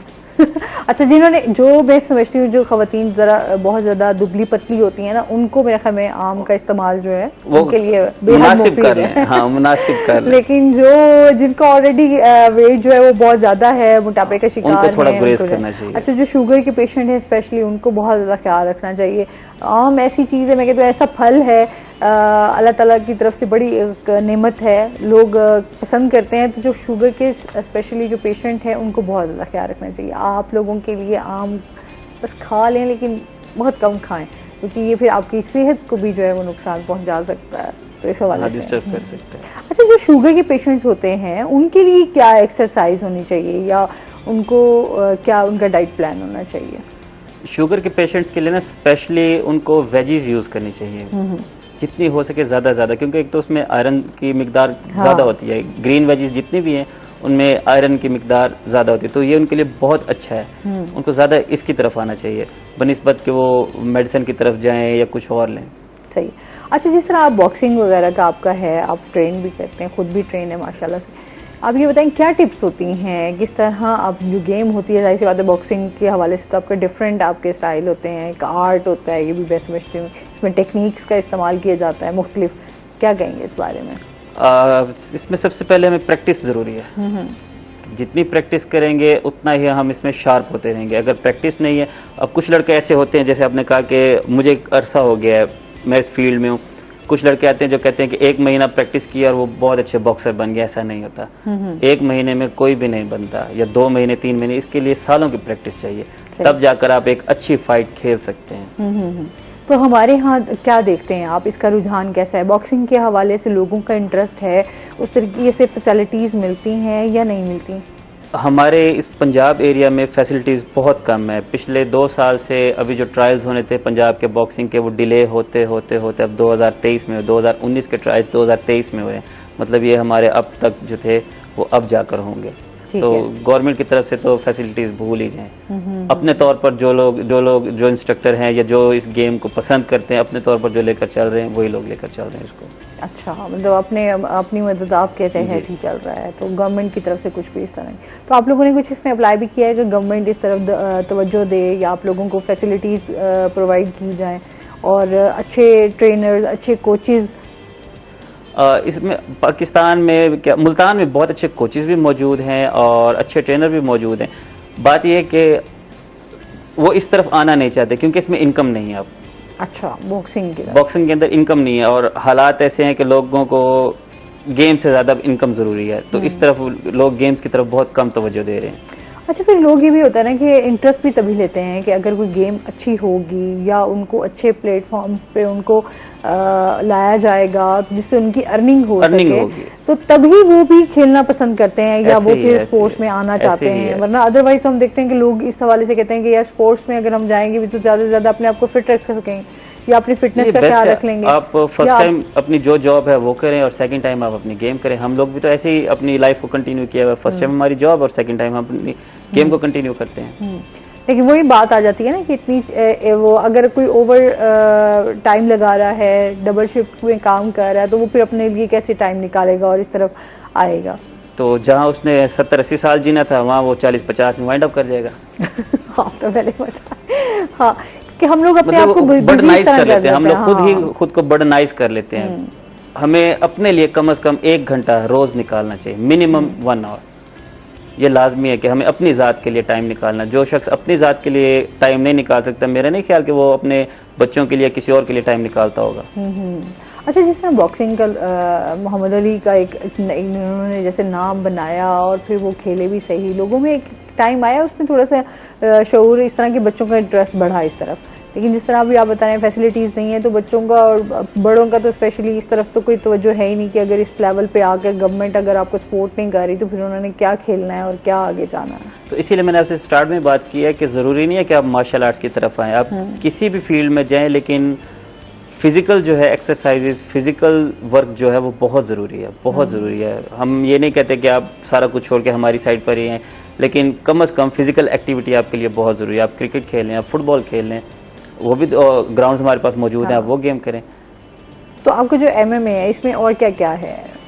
MMA का मतलब होता है मिक्स मार्शल आर्ट्स। इसमें मार्शल आर्ट्स की तमाम गेम्स हैं, तमाम गेम्स। उसमें जिजुत्सु भी है, मतलब जैसे आपने UFC फाइट्स देखी हैं, केज फाइट्स, बेसिकली ये वो फाइट है MMA, फ्री स्टाइल। ठीक है, उसमें डिफरेंट आपकी चीजें आ जाती हैं, उसमें आपको बताएं ऑल गेम्स। ठीक हो गया। अच्छा, इसमें फिर किस तरह आपको, आप इसमें भी आपको फिटनेस का ख्याल रखना पड़ता है? बहुत ज्यादा, इसमें तो बहुत ज्यादा रखना पड़ता है, क्योंकि ये फ्री स्टाइल है। इसमें रूल्स है the fight based on knockout, कि आपने रिंग के अंदर जाने, बाहर तब ही आएंगे जब आपने नॉकआउट कर लिया या नॉकआउट हो गए। सही। तो उसमें फिर क्या, उसमें फिर आप लोगों की क्या डाइट होती है या आप लोगों की क्या एक्सरसाइज होती है? इसकी एक्सरसाइज बहुत स्ट्रिक्ट है, बहुत ज्यादा स्ट्रिक्ट एक्सरसाइज है, क्योंकि ये कॉम्बैट है। कॉम्बैट के लिए खुद को तैयार करना आसान नहीं है। ये तो है, आपको ज़हनी तौर पे खुद को जो है ना बड़ा हार्ड करना पड़ता है। अच्छा, फिर आपको एक्टिव रहना भी बहुत ज्यादा जरूरी है। तो ये गेम इस तरह की होती है जिसमें आपको अगर आपका पैशन है तो फिर तो ये कोई इतना मुश्किल नहीं है।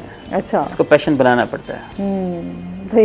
तो मुश्किल तो आपको फिर हर चीज लग रही होती है ना। थोड़े टाइम के लिए आप कोई भी काम स्टार्ट करें तो उसमें आपको, इवन कि आप जिम में जा रहे हों तो आपको थोड़ा मुश्किल लग रहा होता है यार, आप शौक से तो फौरन भागते हैं, आप हफ्ता जाएंगे तो उसके बाद फिर आप थोड़े से ढीले हो जाते हैं। अच्छा यार, कर देते हैं अच्छा यार अभी नहीं जाते, फिर नेक्स्ट में कर लेंगे, एक दिन उसमें फिर चीट डे कर लेंगे, कुछ इस तरह की हम उसमें रहते हैं कि थोड़ी आसानियां हों। अच्छा, इसमें यह है कि जो बिगिनर्स हैं ना, जिन्होंने स्टार्ट किया है, उनका दरमियान में अगर गैप आ जाता है, मतलब 3 दिन का, 4 दिन का, तो फिर उसके बाद आने का दिल ही नहीं करता है। और हम लोग जो इतने अच्छे से गेम कर रहे हैं, हम लोग अगर 3-4 दिन का गैप आ जाए तो फिर हम लोगों के ख्याल में सिर्फ क्लब ही नजर आ रहे थे, जिम नजर आ रहे थे कि कब जाएंगे, वर्कआउट करेंगे, बॉडी दोबारा हम अपनी शेप में लेकर आएंगे। सही। अच्छा, ये भी बात है, आपने ये बड़ी अच्छी बात की बॉडी शेप से, मुझे याद आया कि बहुत ज्यादा लोग जो है वो अपना वेट रिड्यूस करते हैं, उनके बाद उनकी बॉडी जो है वो डी शेप हो जाती है। अच्छा, उसके लिए क्या करना चाहिए कि बॉडी आपकी शेप में रहे और अच्छी रहे? तो ये चीजें थोड़ी सी, इसके टिप्स क्या देंगे? वेट लूज करने के लिए कभी भी मेडिसिन की तरफ या सप्लीमेंट्स की तरफ नहीं चाहिए, क्योंकि आपके फैट्स तो रिड्यूस हो गए हैं, बट आपकी skin, the question is where is your skin, आपकी स्किन जो है वो लटकना शुरू हो जाती है। और उसको फिर टाइट करना बहुत इशू हो जाता है। अगर आपने वेट रिड्यूस करना है, आप थोड़ा ज्यादा टाइम ले लें, जहां मेडिसिन के साथ या सप्लीमेंट्स के साथ आप 3 माह में कर रहे हैं, 4 माह में कर रहे हैं, उसको आप 8 माह में ले लें, पर डाइट और एक्सरसाइज के साथ रिड्यूस करें अगर आपने बॉडी को शेप अप रखना है। ठीक है। अच्छा, हमारे यहाँ ये नहीं है ना, ज्यादा तो हम लोगों को यही देखते हैं, बस यही उनको एक जुनून होता है कि अपना वेट हमने किसी तरीके से बस रिड्यूस करना है, लेकिन बाद में वो लोग बाद में बहुत ज्यादा तंग होते हैं, क्योंकि आप अगर बहुत ज्यादा मोटापे का शिकार हैं तो आपकी स्किन जो है वो लटकना शुरू हो जाती है, और उसका जो आखिरी हल है वो ऑपरेट है। अच्छा, मतलब पहले मेडिसिन लेकर आपने अपनी किडनीज के साथ ज्यादती की है, फिर आप ऑपरेट की तरफ जाके आप अपनी स्किन के साथ ज्यादती कर रहे हैं। उससे बेहतर है कि आप पहले ही इसको फ्लो में लेकर चलें, सही ईज में लेकर चलें, आप डाइट को फॉलो करें और साथ एक्सरसाइज, वर्कआउट अपना लाजमी रखें। ये बहुत ज्यादा जरूरी है। तो मजीद भी इनसे टिप्स जानेंगे। नाज़रीन, अभी हमने जाना ब्रेक पे, हमारे साथ रहिएगा।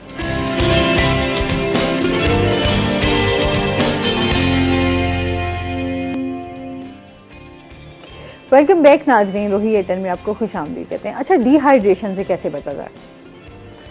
जितना हो सके लिक्विड्स का ज्यादा इस्तेमाल करें। उसमें पानी है, पानी के अलावा जूसेस हैं, और कोशिश करें कि जितनी इस वक्त गर्मी है सर को ढांप कर बाहर निकलें। जितनी हो सके कोशिश ये करें कि सर को ढांपा होना चाहिए। अच्छा, इसमें ये होता है ना कि हम लोग एक तो पानी वैसे खुद भी पानी का इस्तेमाल जो है ना, मेरा पीना वो बड़ा कम होता है, लेकिन पानी वाकई आपको बहुत ज़्यादा पीना चाहिए, और गर्मियों में स्पेशली जो है वो आपको पानी की कमी हो जाती है, और उससे फिर दीगर आप वैसे भी उसकी पानी की कमी की वजह से भी सुस्ती और काहली का शिकार हो जाते हैं। अच्छा, इसके अलावा ना एक चीज़ है कि हमें सॉल्टेड वाटर जो है ना वो कम यूज़ करना चाहिए। मीन्स जैसे लोग इनो वगैरह यूज़ कर लेते हैं, इस टाइप की जो चीज़ें हैं ना ये कम से कम यूज़ करनी चाहिए। ये भी हमें डिहाइड्रेट कर देती हैं। जैसे टैंग हो गया, ये भी डिहाइड्रेशन। डिफरेंट आपके जो भी इस तरह की चीज़ें हैं आप उनको अवॉइड करें, और पानी का इस्तेमाल जो है वो बहुत ज़्यादा करें। अच्छा, बहुत सारे लोग जो है वो निमकोल का इस्तेमाल भी कर रहे होते हैं, वो बेस्ट है। हाँ, वो भी अच्छा है, दैट्स बेस्ट। हाँ, क्योंकि उसमें हर्बल है, उसमें लेमन यूज कर रहे हैं, वो आर्टिफिशियल नहीं है, ये आर्टिफिशियल फ्लेवर डालते हैं, और इसमें सॉल्ट की मिकदार इतनी होती है कि आपकी बॉडी से वाटर को वो वैसे ही डिस्चार्ज कर देती है, आप डिहाइड्रेट हो जाते हैं और बहुत जल्दी। अच्छा, इसके साथ साथ हम जिस तरह बहुत ज़्यादा मुश्किल होता है, लोगों को मोटिवेट करना बड़ा मुश्किल हो जाता है कि आप एक्सरसाइज की तरफ आएँ, आप की फिजिकल एक्टिविटीज़ होनी चाहिए, आप गेम्स में हिस्सा लें, आप इधर हैं। क्या समझते हैं, क्या कहते हैं कि लोगों को किस तरह मोटिवेट किया जा सकता है? ये एग्जैक्ट आपने बात की है कि लोगों को मोटिवेट करना बहुत मुश्किल है, क्योंकि आजकल हर बंदा जो है वो बहुत ज़्यादा समझदार है। आप उससे कोई भी बात करेंगे तो वो कहते हैं जो मैंने कहा है वो ठीक है, तो उसको इस चीज़ ठीक से हटाने के लिए ना बहुत स्ट्रगल करनी पड़ती है कि नहीं भाई, आप अपने साथ नुकसान कर रहे हैं, अगर आप ये कर रहे हैं तो आप अपने साथ नुकसान करें, आप इस साइड पर हैं। मीन्स कि एक ट्रेंड बन चुके हैं आजकल, जैसे लोग शीशा या वेप वगैरह बहुत ज़्यादा यूज़ कर रहे हैं, एक ट्रेंड बन चुका है। लोग वीडियोस लगाने के लिए टिकटॉक पर या इधर उधर बहुत यूज़ कर रहे हैं उसको। बेसिकली वो ये उनके लिए नुकसानदेह है, लेकिन उन्हें नज़र नहीं आ रहा। अच्छा जी, क्योंकि जैसे आज का डे भी हमारा ऐसा है कि मंशियात की रोकथाम का आलमी दिन मनाया जा रहा है, तो उसमें हमारी नौजवान नस्ल को वाकई इस तरफ फिजिकल एक्टिविटी और हेल्दी एक्टिविटीज की तरफ लाना बड़ा ज़रूरी है कि अगर हम अपने बच्चों को अगर वो जिम नहीं जाना चाहते, लेकिन वॉक अगर आप अपने बच्चों के साथ स्टार्ट कर देते हैं, या आप अपने घर में कोई एक्सरसाइज कर रहे हैं, या घर में आप कोई मशीनरी वगैरह आप अपने घर में मंगवा लेते हैं और उस पर एक्सरसाइज करते हैं, तो ये बड़ी ज़रूरी है कि अपने आप बच्चों को इस तरफ लेकर आना बहुत ज़्यादा ज़रूरी है, ताकि वो इस तरह की नेगेटिव एक्टिविटीज़ में से जो है वो बच सके। इस कारण आप अगर कैलकुलेट करते हैं, अगर मैं फॉर एग्जांपल खुद जिम जा रहा हूँ, तो मैंने जिम की मंथली फ़ी पे करनी है, फिर मैंने अपनी डाइट के पैसे निकालने, जब मैं इतना सब कुछ निकालता तो मेरे मंशियात के पैसे बचते नहीं। सही बात है, ये हकीकत है। अगर मैं इस तरफ आता तो फिर मेरा उस साइड पर वो जितना भी है मेरा अच्छे वे में जा रहा है, और अगर जो शख्स उस साइड पर जा चुका है उसको यहाँ लाना बहुत मुश्किल हो जाता है, बहुत मुश्किल हो जाता है उसके लिए, क्योंकि वो तो खुद ही इस तरह की एक्टिविटीज में बंदा कैसे वो अपने आप को बाहर नहीं निकाल पा रहा होता, तो वो फिर अपने लिए किस तरह टाइम निकाल के उसको लगाएगा। तो ये उस हवाले से भी अच्छा, इस तरह की जिस तरह साइकोलॉजिकल इश्यूज भी हमारे यहाँ बहुत ज़्यादा बढ़ते जा रहे हैं, एग्रेशन बहुत ज़्यादा बढ़ गया है नौजवानों में।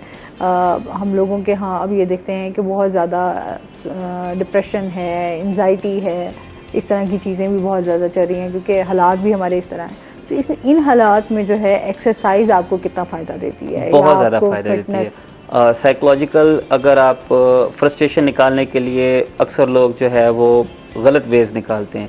फ्रस्ट्रेशन अगर आपने निकाली, बेसिकली हम लोग हैं तो फ्रस्ट्रेट ही, एक तो गर्मी, ऊपर से हमारे हालात ऐसे हुए हैं जैसे आपने कहा, तो फ्रस्ट्रेशन निकालने के लिए आप इस साइड पे हैं, वर्कआउट की साइड पे आप एक्सरसाइज करें, आप डिफरेंट गेम्स करें, तो आपकी फ्रस्ट्रेशन सारी वहाँ निकल जाएगी, आप मेंटली तौर पर बिल्कुल रिलैक्स फील करेंगे। अच्छा, ये बड़ा है वैसे, बहुत सारे लोग कहते हैं कि जब आप एक्सरसाइज कर लेते हैं या जिम से आप होकर आते हैं तो आप बड़ा एक सुकून सा फील करते हैं, मेंटली रिलैक्स हो जाते हैं। जो आपको गुस्सा भी होता है बहुत सारी चीज़ों में, तो आप अपने हार्ड वर्क पे चले जाएं, आप वर्कआउट पे निकाल लें, तो आप काफ़ी रिलैक्स हो जाते हैं। तो ये चीज़ें आपको फिटनेस जो है ना, आपके जो एक्सरसाइज है वो आपके लिए बहुत ज़्यादा मेंटली हेल्थ के लिए भी बहुत ज़रूरी है।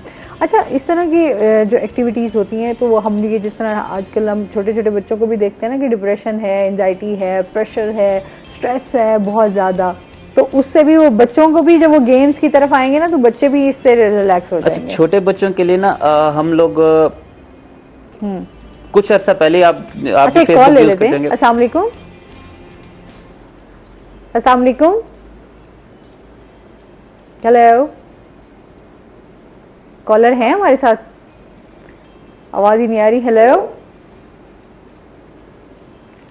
अच्छा, कॉल दोबारा भी मिला सकते हैं, हमारे तक तो आपकी आवाज़ नहीं पहुंच रही। हाँ जी, बच्चों के हवाले से बात हो रही है। छोटे बच्चों में ना, जैसे फेसबुक पे अब रील्स आ गई हैं कुछ सेकंड्स की, तो वो जस्ट रील को सर्फ कर रहे हैं, सर्फिंग पर लगे हुए। इससे भी बच्चों के माइंड में एंजाइटी और डिप्रेशन बढ़ता है। वो एक चीज़ पर फोकस नहीं कर सकते, हम एक चीज़ पर नहीं रह सकते। वो देखा नहीं, ये नहीं, दैट्स इट, दैट डॉट, इस पर हम लगे रहते हैं। तो बच्चों को सबसे पहले हमें इस चीज़ से हटाना पड़ेगा, मोबाइल से हटाना पड़ेगा। हाँ, हमारे यहाँ तो सबसे पहले ही मोबाइल, बच्चा अभी रोने लगता था, कहते नहीं नहीं बेटा ये लो मोबाइल ले लो, कोई बात नहीं, मोबाइल से खेलोगे, अभी मोबाइल देखेगा बच्चा। और अच्छा, आजकल के माशाल्लाह जो बच्चे हैं वो बहुत ही एक्टिव हैं, बहुत ज्यादा एक्टिव है। हाँ, अभी तो मैं समझती हूँ हमें भी नहीं कुछ इन चीज़ों का आपको पता होगा या आपको नहीं पता नहीं होगा, तो बच्चे जो हैं वो आपके पूरे मोबाइल की जो है वो जांच पड़ताल करके बहुत सारी ऐसी चीज़ें आपके सामने ला के रख देंगे जो आपको पता भी नहीं, हमें पता भी नहीं होती ऐसे। तो ये बच्चों की तरफ